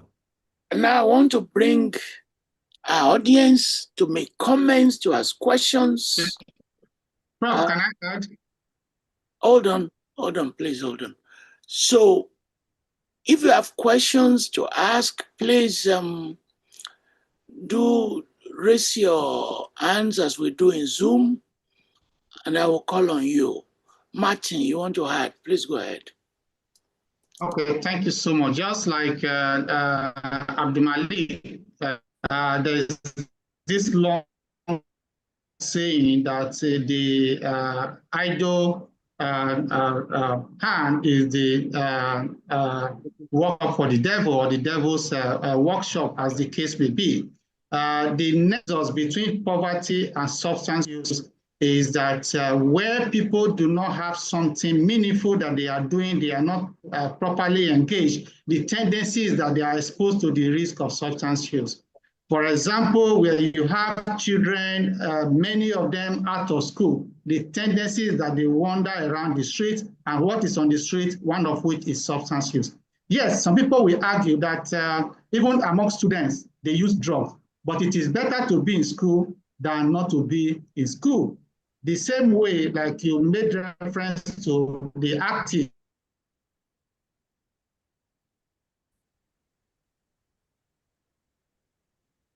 their creativity. You know, some of them are also introduced into drugs that are into drugs. Thank you. If you want to ask questions, please let us know. We have Francis Ojiako. Francis Ojiako. Your question, please, or comment. Yes. Okay. It's afternoon my time. So good afternoon, everyone from here. I'm calling in from Atlanta, Georgia, the US. I'm coming from the angle of, like, you know, working in the health field, coming from a legal background, working in law enforcement. And I can tell you categorically that, you know, when you're talking about corrections, you know, it's even easier these days to be involved in drugs, for drugs to come into the correction places, you know, than elsewhere. I mean, in a country that is so advanced like the US, you would be very, very surprised, you know, and I have seen it all. But what I can say is, like, when you talk about parenting, like Miss Ibiba Odili has talked about, it is very, very crucial. Our parenting system has really gone very, very low, be it in this country, even Africans, you know, in the diaspora, and even back home. We're allowing, I mean, maids who probably don't even understand, you know, what it is to raise themselves, more so raise children. We are allowing them to be parents to our kids. And not just that, we're in denial of so many things. So many parents don't want to ask questions. They don't want to ask their kids when they see certain things, you know. They are so scared that, okay, they might not have so much relationship with their kids. Why do you think kids are afraid of their parents? Because that's what you're saying now. No, the kids are not afraid of it. The parents are afraid to ask questions when they see their kids doing certain things, you know, and why. And so in this, because they're not asking questions, because they think, you know, that will probably sever their relationship, the kids are doing these things, and before you know it, it goes out of control. Remember, there is a book, probably, you know, in philology, that says that a child is developed at the age of 7. So whatever you're not able to teach this child at the age of 7, every other thing they're picking up. Okay. So let us fully understand that parenting is very, very crucial. Okay. We have lost hold of extended family, you know, which helps to raise children. These days, when your auntie or uncle say something to your child, the mother is kind of like, oh, why did you say that to my child? This is the way we were all raised, and it helps. Okay, and so let us make sure that with the main factor, we might treat everything. We might talk about being stigmatized because you're using drugs, but let us do the preventive measures first. Because when you prevent certain things, it will not be able to escalate to the extent that it becomes crisis for us. Thank you, Francis. We're very grateful. Ben W. Ben,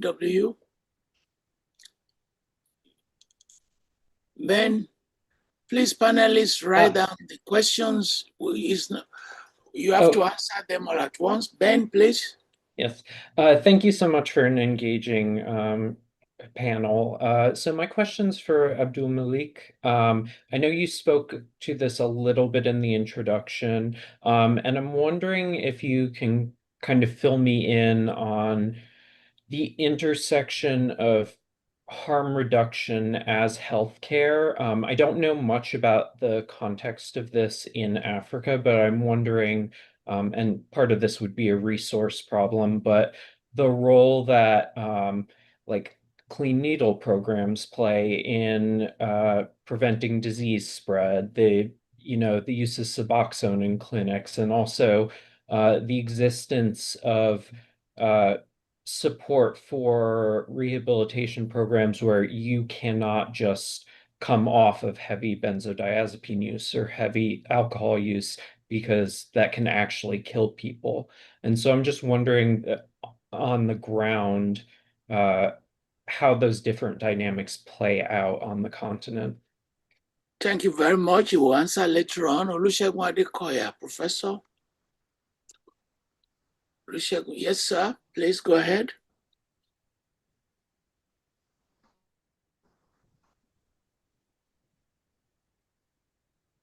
Please unmute him. So, go ahead, can you sir. hear me now? Yes. Yeah. Yes. I want to draw a connection between drug use and human alienation. And this alienation is not just with regard to the poor in society. The rich are also alienated. Just seeing poor people, you might not be poor, but you see poor people around, it can affect you. And you have this urge that you want to escape from the world because you are surrounded by harsh reality. And so you find people, for example, escaping into religion, some escaping into drugs, some escaping into the bottle, some escaping into sex, some escaping into music. So there is that problem that the world itself is a place of exile for humanity. And there is that tendency to want to escape from this world of cruelty, of violence, of all kinds of devilish things happening around. So it's from this psychological perspective that I want to see this thing that is a reaction to the appalling human condition. Thank you. Ms. Kemi Sheriki.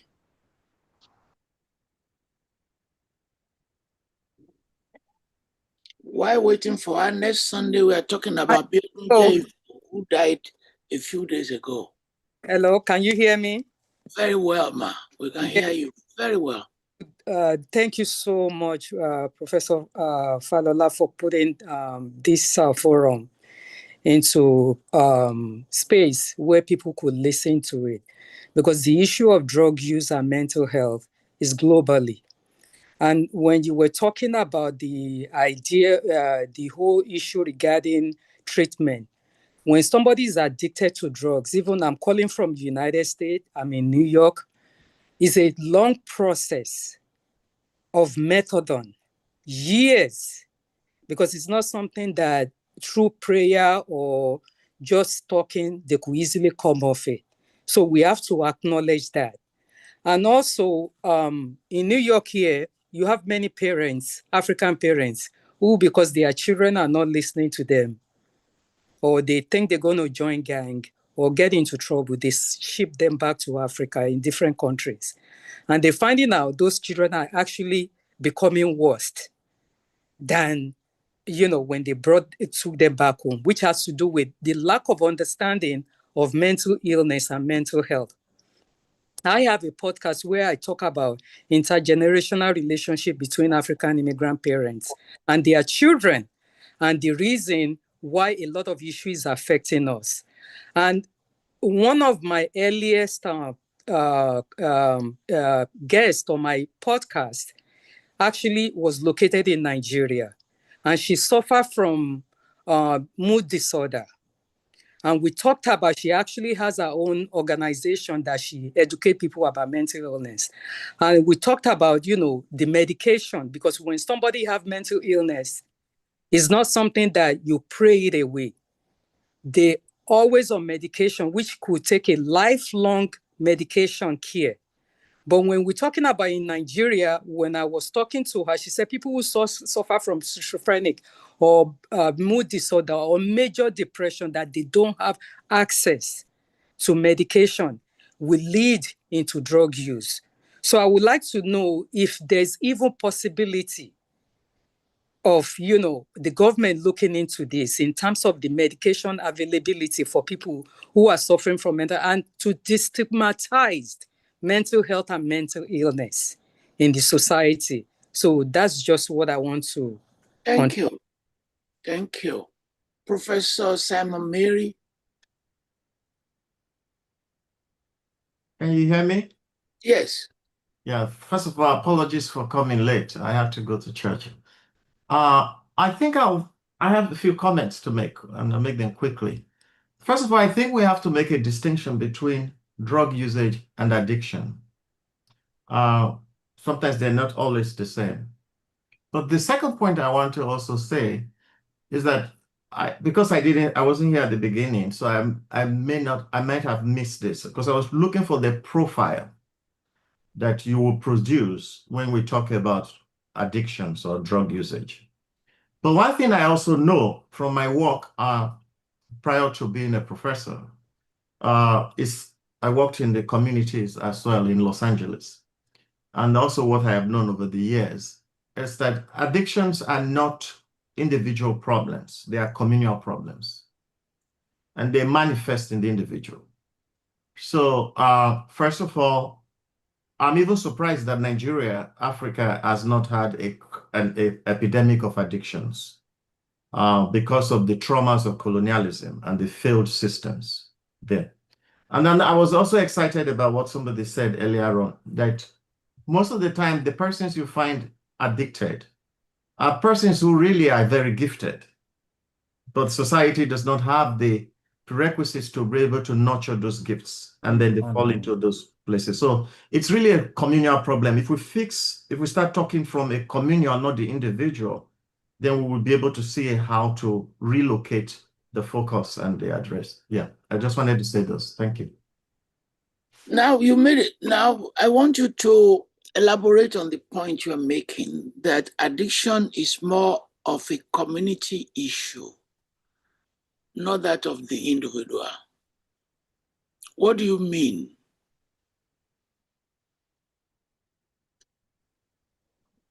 Can you let him talk? I think, can you unmute him or mute yourself? I want him to elaborate on that distinction. Yes. Can you hear me? Yes. So I will link it up to what I usually talk about when I talk about suicide. Suicide is a communal problem. It's not an individual problem. So what it's do the you mean? same. And I'm going to explain it right now. Yeah.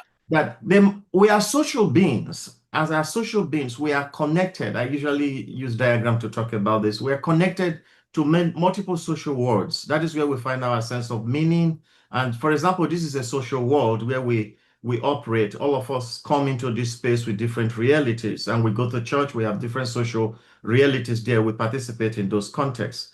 Now, when those social worlds are not functioning well, then we are not receiving the value systems that we're supposed to receive from those social contexts. Over time, what happens if there are more non-functioning social worlds, most people sometimes resort to suicide or even addiction. So addiction now becomes a way of trying to fill in what the social world was supposed to produce for that individual. So I think most people, social psychologists, would know this better, that most of the time we talk about the individual. The individual is not an individual unless in the context of social relationships. And so their value systems are conditioned by those social relationships. So if those social relationships are unhealthy, then they will produce negative value systems. Understand now. Thank you very much. You're welcome. Abayomi Ige Adubi. Bí alẹ́ kú kó kú, bí a bá lè lọ sọ́run kó lọ sọ́run. Okay. Excellent, sir. Please go ahead. Yes. Hello, Yabi. Yes. My name is Abayomi Ige. I'm a psychiatrist here in Philadelphia. And first of all, I want to acknowledge Professor Adelekan, who actually was my trailblazer in psychiatry. I'm one of his trainees in Ilorin. And Professor Adelekan, it's been a long time. And kind of follow your pathway. Indeed. Thank you, Yanni. Actually, I'm speaking from the hospital today. I'm on call today. I want to ask a question which somebody else have asked. I think it was the first guy that asked the question. Especially to Professor Adelekan, you practiced in England for quite some time, and you're back in Nigeria now. And I overheard you when you were talking about your experience about how drug abuse treatment in England is basically in the community and is devoid of the mental health system and not really fully participated by psychiatrists. It's unlike in the United States where the psychiatrists actually play a very extremely the leading role in practices. We've talked about harm reduction, the Nigerian problem. I go to Nigeria virtually every year, and I see that there's kind of an epidemic of different drugs: opioids, methamphetamine, benzodiazepine, alcohol, marijuana. Everything you talked about is just the same thing as here. I'm kind of wondering, Prof, what's your experience in terms of harm reduction, in terms of the treatment per se that's available in Nigeria right now? I went to Yaba Psychiatric Hospital to visit a colleague of mine and was asking a similar question. He wasn't really giving me something very, very concrete. And I think even based on Professor Falola's discussion, the discussion mostly circled around the socio-political angle and the economic angle of substance abuse. However, at the end of the day, there are people on the ground who are abusing these drugs every day. So what are we doing? What is available there in terms of harm reduction and really detoxing people first, because you have to detoxify before you rehab and then the continuum? That's my question. Dr. Ige, yes, sir. I want to ask you a question.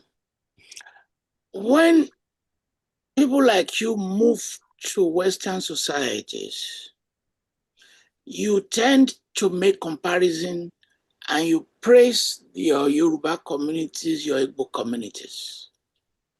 You tend to praise them when you are talking to white people or African Americans. Why are your communities, why are they not delivering now? These communities and traditions you praise, why are they not delivering? I'm asking you. In Nigeria, I think I would take it from the roots, sir. First of all, I think generally from my own perspective, the vestiges of colonialism, the vestiges of slavery, and the loss of our, original system, traditional system. We are kind of I would call it a syncretic mold of modernism and traditionalism. And I think this is really affecting us back home in Nigeria. We want to be like the Western world, and we are not rooted to our foundations that we really have. That's the only way I can see it. It's kind of a mixed match of modernism and traditionalism, and really, who doesn't really give a very good result for us, unfortunately. That's thank you very much, and I would support your application to become an OWU chief through Professor Moruf Adelekan. Mariola Bello, this will be the last comment, the last question we can take. Apologies to other people. Ariola Surura Bello. Surura. Are you still there? I think she's disappeared. Let me reflect on this conversation. And then I will call on all our speakers to respond and make their closing statements. I reflect on this conversation and I do one or two media pieces. What I've heard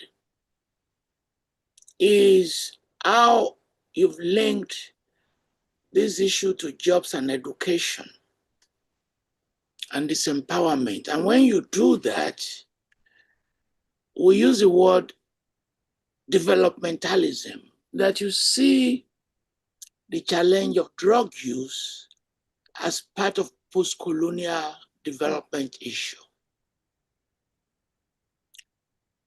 We didn't discuss regional issues, how drug use, drug circulation are not specific to national boundaries. The regional problems, not all the drugs grow in Nigeria. Not all the drugs people use are produced in Nigeria. They come from outside and some of them come from the regions. And we also need to consider those regional networks and make the argument, could it be an African Union issue? Could it be an ECOWAS issue? In which there will be coordination in all the countries and they will become border issues as we have in airports when they check your bags. Two of you emphasize cultural issues.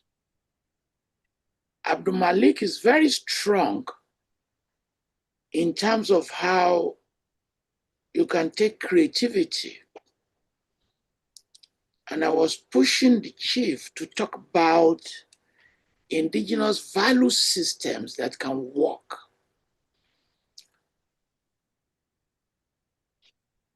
Ms. Odili approaches this subject from health and education. And Abdulmalik and Martin, how do you empower young men and women? There are structural challenges from the very word go when we invited Abdulmalik to talk.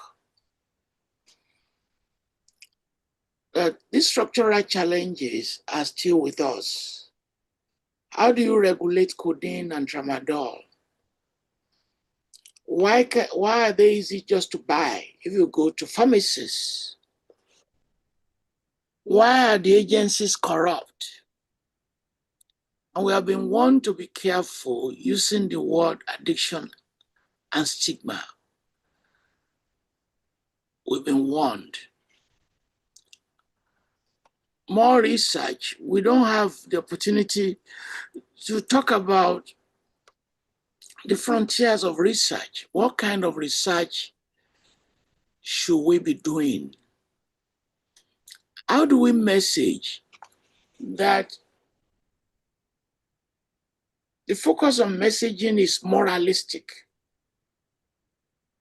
And that morality comes up, two of you focus on that moralistic, and Ms. Odili challenged that orientation. Radio programs, television programs, how do we connect this conversation with them? How do we empower digital networks? How do we recruit digital networks? Should we do more surveillance? Should we do more surveillance in schools as they do in the US? Sometimes in middle school, high school, they play state agents to monitor those who sell drugs to students. Should we do maritime surveillance, that is sea, through which they bring these drugs, the Atlantic, South Atlantic, North Atlantic? What are we doing about that? And should we punish elders who corrupt the young girls and boys? And how do we actually assist those who are seeking coping mechanism in which the failure of the community, as Professor Simon Mary said, that when communities fail individuals will also respond, not just through young use, drug use, but they can also commit suicide. Extremely depressing. I will write this, my take, in some essays, and put it in the media to extend this conversation. In a reverse order, let us make our closing statements. And in this reverse order, let me call Abdulmalik to make his closing statement. Thank you very much, Prof. And thank you very much for the questions from the audience. So let me start by aligning myself to the fact that pressure and social influence is one of the things that is at the brink of making us reach an epidemic in terms of substance use disorder in Africa. And to say that if we indeed, from a family-based perspective, take care of things, I believe that we can be able to say that the community can push the policymakers, and policymakers can push from the bottom up to see that things have started changing. So in terms of the intersection of harm reduction in injection and benzodiazepam, so my own use, let me just refer it to my own use now. My own use was that of multiple substances, but it never it didn't. I wasn't into injection at any point in my in my usage, simply because it wasn't something for me. But when I went into rehabilitation, the first thing that was done to me was a detox. You know, the people in place had to check what I was taking. They had to take they had to take details about what I was using. They clocked me and also tried to see how they can be able to reduce it. So yeah, in terms of injection, I believe when someone is taking benzodiazepine and doing an injection, if I got the question correctly, is that first and foremost, aside safe needles, there should also be alternatives, perhaps substitutive, because the questionnaire or the person that asked the question made mention of how it can be detrimental to the person's health for that person to just stop.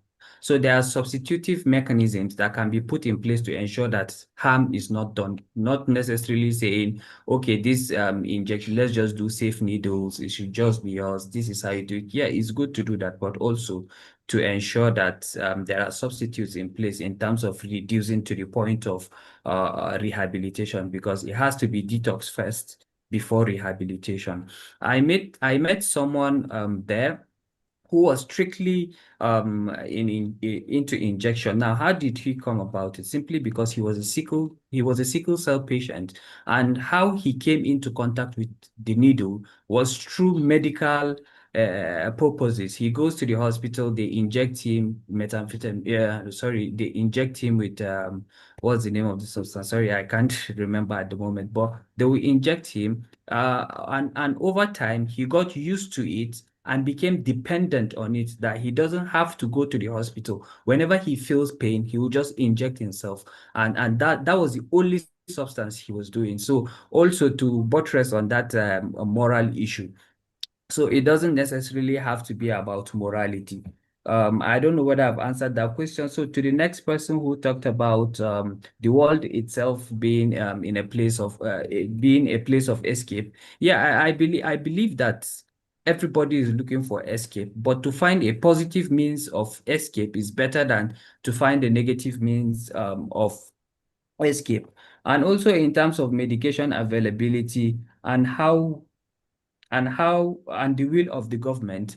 I attended a public hearing, I think late last year, I attended a public hearing on illicit trafficking and drug use hosted by the House of Representative Committee on Drugs and Illicits, whatever. And there were several submissions that was done at the moment. And it's safe to say that we have beautiful ideas put in place, but how are we willing, or how is the government willing to ensure that they track this into achievement? We are able to follow all these ideas we have. I submitted a paper, but I haven't had a feedback. And understanding the process, I pray that from their own side, they are willing and able to ensure that it is not just about persecution, but also about prevention and rehabilitation.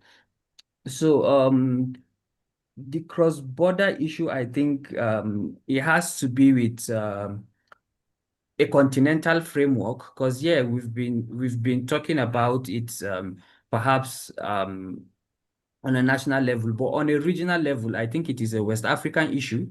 I think it is an African issue. And I believe, and I can see that people are starting to talk about mental health and substance use disorder nowadays, to the fact that in South Africa, you have an association of, substance use, people into substance use, and then trying to advocate against it and prevent it. And that's the case wherever you go now. People that have been into it and out are beginning to be recognized as pillars in terms of ensuring that substance use disorder, or substance use rather, is mitigated. So when we talk about drugs in Africa now, to my closing statement, we must remember that addiction is not louder than potential, because I have seen young men swallowed by substance. I was swallowed by it, and by God's grace, I have also seen them return. So now I have returned and given my voice, not as a statistics, not as a statistic, but as someone who has lived it,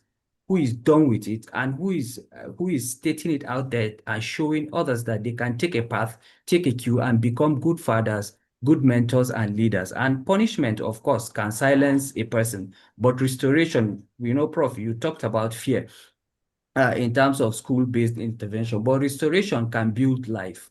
And Africa's greatest resource is not in its minerals. It is not in its trade routes, not even in its market. It is in we, the youth, or should I say the youth. And if we invest in prevention, if we humanize policy, if we make treatment accessible and reintegration dignified, then what we call a crisis today, because it is a silent crisis. Of course, someone made mention that he doesn't know whether it is an epidemic or not, but it is a silent epidemic that people don't talk about today. So if we put all these structures in place, I believe that what we call crisis today may become a testimony tomorrow. Thank you very much. Thank you. That's a very brilliant response and brilliant closure. I can't thank you enough. Baba Moruf Adelekan, Chief, your response and closing statement. Thank you very much, Prof. This has been a very educative session. I've learned a lot. Just to address one or two questions. In terms of harm reduction, injecting drug use, harm reduction. When I worked at the Center for Research on Drugs in London in 1994/95, there was this WHO injecting drug use study. When I returned to Nigeria in 1995, I eventually got a grant to look at the extent of injecting drug use in Lagos. So we went to all the corners, the nooks and corners of Mushin, Kujuna, Shomolu, and everywhere. And the prevalence was quite low. It was just developing, and we saw only a few IDUs from people who have lived abroad. However, that was year 2000. Now, year 2026, picture is different. And when I was looking at the NENDU statistics, the epidemiology statistics, we're beginning to have more injecting drug users, but the percentage in all the series was still less than 5. However, I understand harm reduction programs is being piloted, and what is substitution is not heroin for heroin. So I don't have the details, but the federal government is now taking it up through the Ministry of Health. I'm sure Ms. Odili can confirm that. Now, in terms of medications being available for treatment of major psychiatric disorders, they are available. Like everything in Nigeria, they may not be available in the hospital. You may just have to go to the nearby pharmacy to buy these medications. There are medications for schizophrenia, major depressive disorder, mood disorders. They are available. Now, to my closing remarks, we've spoken about different factors that lead to drug abuse, particularly by young people. I think if we have institutions, traditional institutions, and this is why I'm here today, our KBAC is doing things to get young people to have hope for the future. It's giving scholarships. There are almost 500 Olowu scholars. The scholarships cover the tuition, paying their WAEC, paying their JAM fees, getting them teachers to prepare them for the exams. There are football competitions. There is the library in the palace that young people can come and read and do things. And the palace itself is solar powered, 24/7 solar powered. So young people can come there and develop themselves. And there is also skill development for young people. There is also development for women. There is also the digital inclusive programs being run by the KBAC. If individuals and NGOs can be empowered to help the young people to look at the future with some level of hope instead of dancing around and doing yahoo yahoo, I think we need to do that. Finally, we need to look at research. How much is the government ready to spend on our understanding of the problem? Most of the research you read in Nigeria is about prevalence. I'm also capable of that. All my studies were mainly counting. Count number. Is there an institute understanding like they have in the US? Neither. National Institute on Drug Abuse. And you can do all sorts of research, biochemical, physiological, psychosocial, and then we come out with a better understanding. We don't have that. It's not a priority in Nigeria. We don't have researchers who are funded to bring out information that will let us better understand the drug conundrum. So we are still a bit far away from getting to solutions. But I hope we'll get there one day. Thank you. Thank you, Kabese. Ms. Ibiba Odili, responses and closing statement. Thank you, Prof. I want to start by informing our audience that Nigeria has adopted the National Drug Control Master Plan initiative in addressing its national drug problems. And right now, Nigeria just concluded implementing the 4th edition of that plan, going on to develop the 5th edition.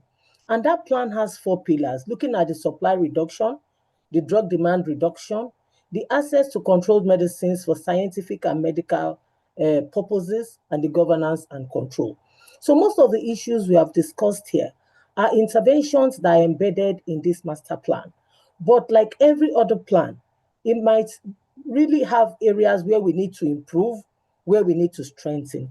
In that plan, we have regional collaboration, regional coordination with ECOWAS and other bodies, and also other international bodies. And the issue of surveillance on the waters, interdiction, seaports are all embedded in that plan. And it is through the implementation of that plan that we're making the kind of arrests and seizures we're making. But knowing that the drug problem is evolving, knowing that the drug problem is dynamic because life itself is dynamic, this plan will continue to be reviewed and continue to be strengthened. I want to respond to the issue of Africans who relocate to different countries, the US, Canada, and the UK, and also encounter cultural challenges that are making parenting a challenge, and that are making some children to go into substance abuse and also other social vices. And it is important for us to realize that a location will not solve all our problems. So most times when Africans are relocating with this, especially with this current Jackma syndrome, they go with a notion that all their problems are going to be solved, not bearing in mind that they're also going to get there and meet other cultural challenges.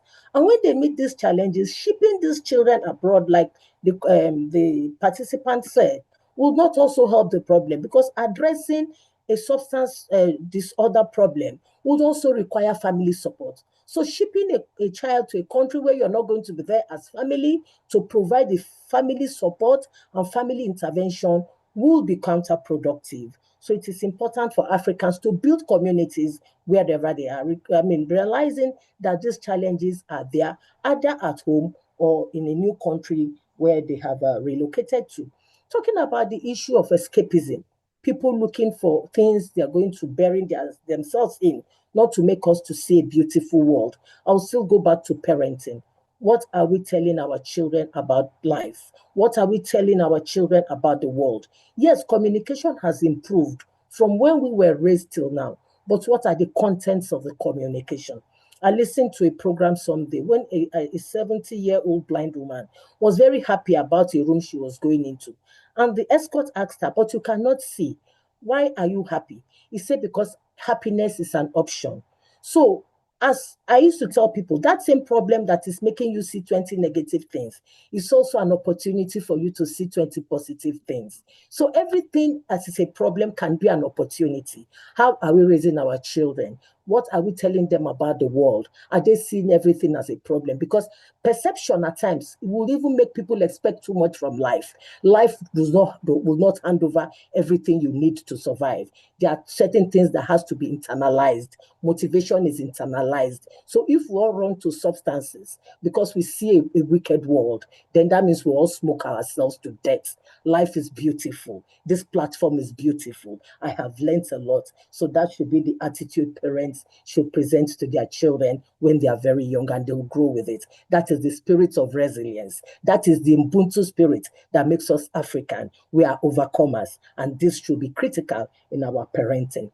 Talking of harm reduction, today, Nigeria has introduced the harm reduction programs into our substance treatment. And we have the needle and syringe program, we have the naloxone program, we have the medical assistant therapy. All of these are included in the other programs we have. So these are issues that are also embedded in our National Drug Control Master Plan. Of course, there's always room for improvement. In closing, I want to say that drugs are struggling the souls of our children with us in Africa. And parenting is critical, because what I see today is that today's African parents are finding it difficult to marry between modernism and our cultural heritage. Many children don't even speak their indigenous languages any longer. Parents have killed African languages. We complain that this history is not taught in schools. We have killed history in our homes. Many today's children don't know the villages they come from.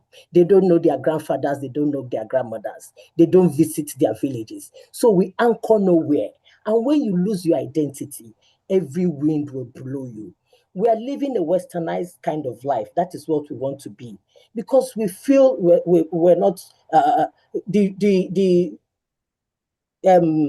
the gates and the fences have taken over. We have very long fences, very strong gates.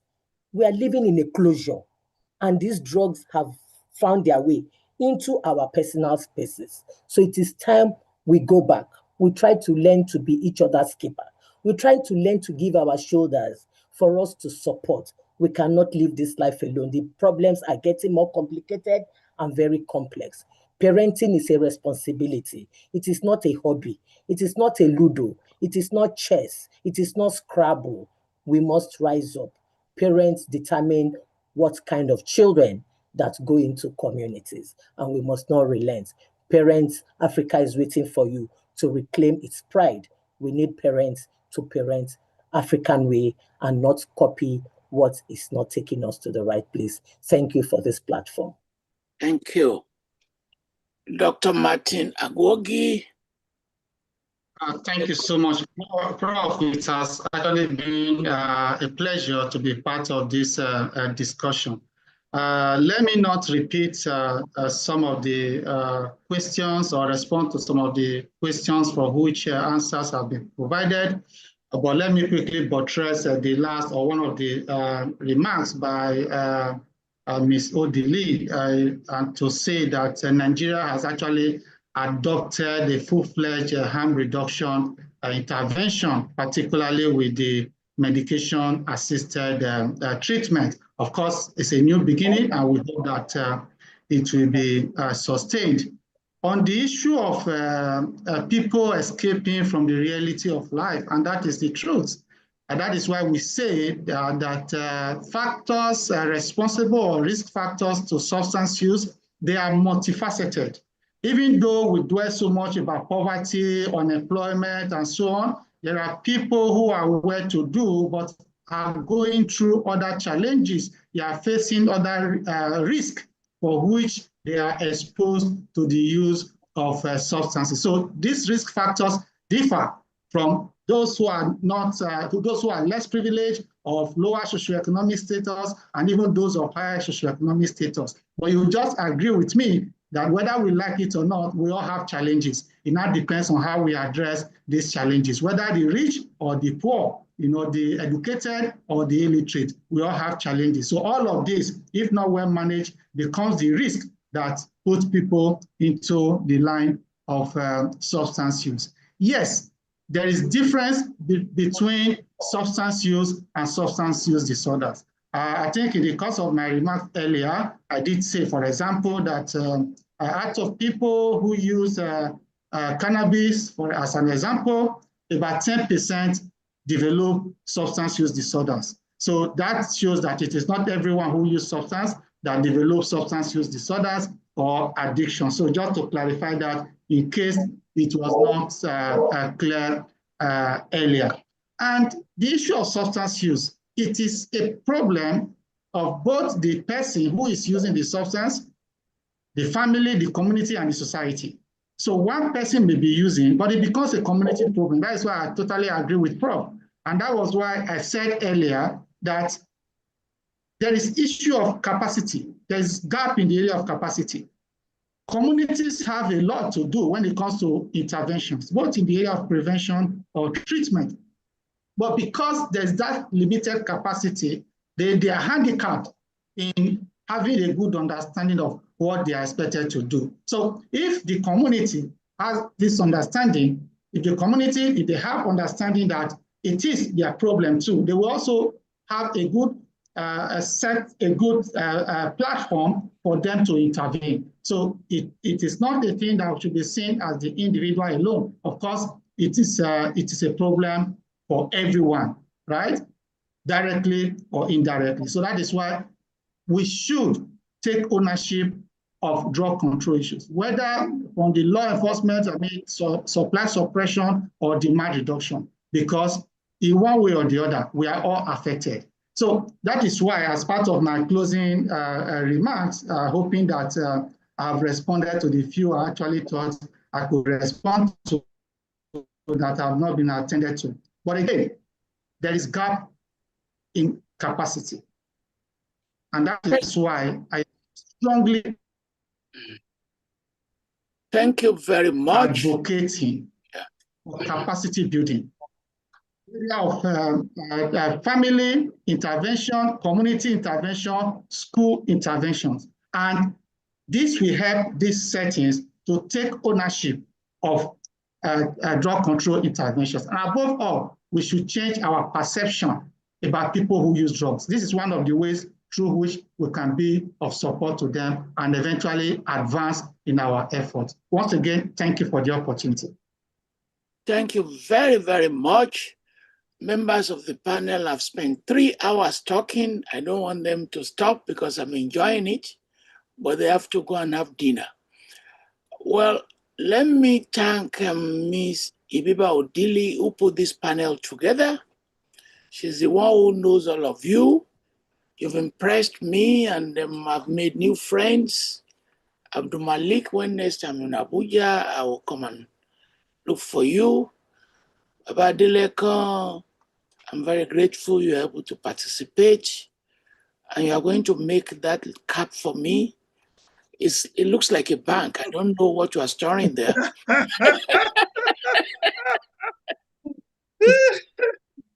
This where they keep up the traditional medicines when they were fighting the wars.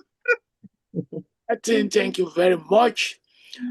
I wish you progress as you all develop your career. This is a policy-oriented project. It's traumatizing to you, it's emotional. And I thank Abdulmalik for using his biography to enhance this program. As many more people come out, then they become motivational to others. Next week, we'll be honoring Biodun Jaifo, the literary scholar who died a few days ago. And we hope you will join us. So what is next? 2 minutes after we close this program, the entire transcript will be released to the world. I will send you the transcript.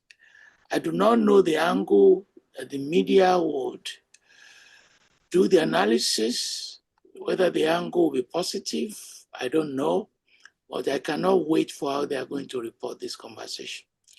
I will write 1 or 2 essays on this, and we will close with music, just as we started with music. Thank you for joining. Please, let's play music.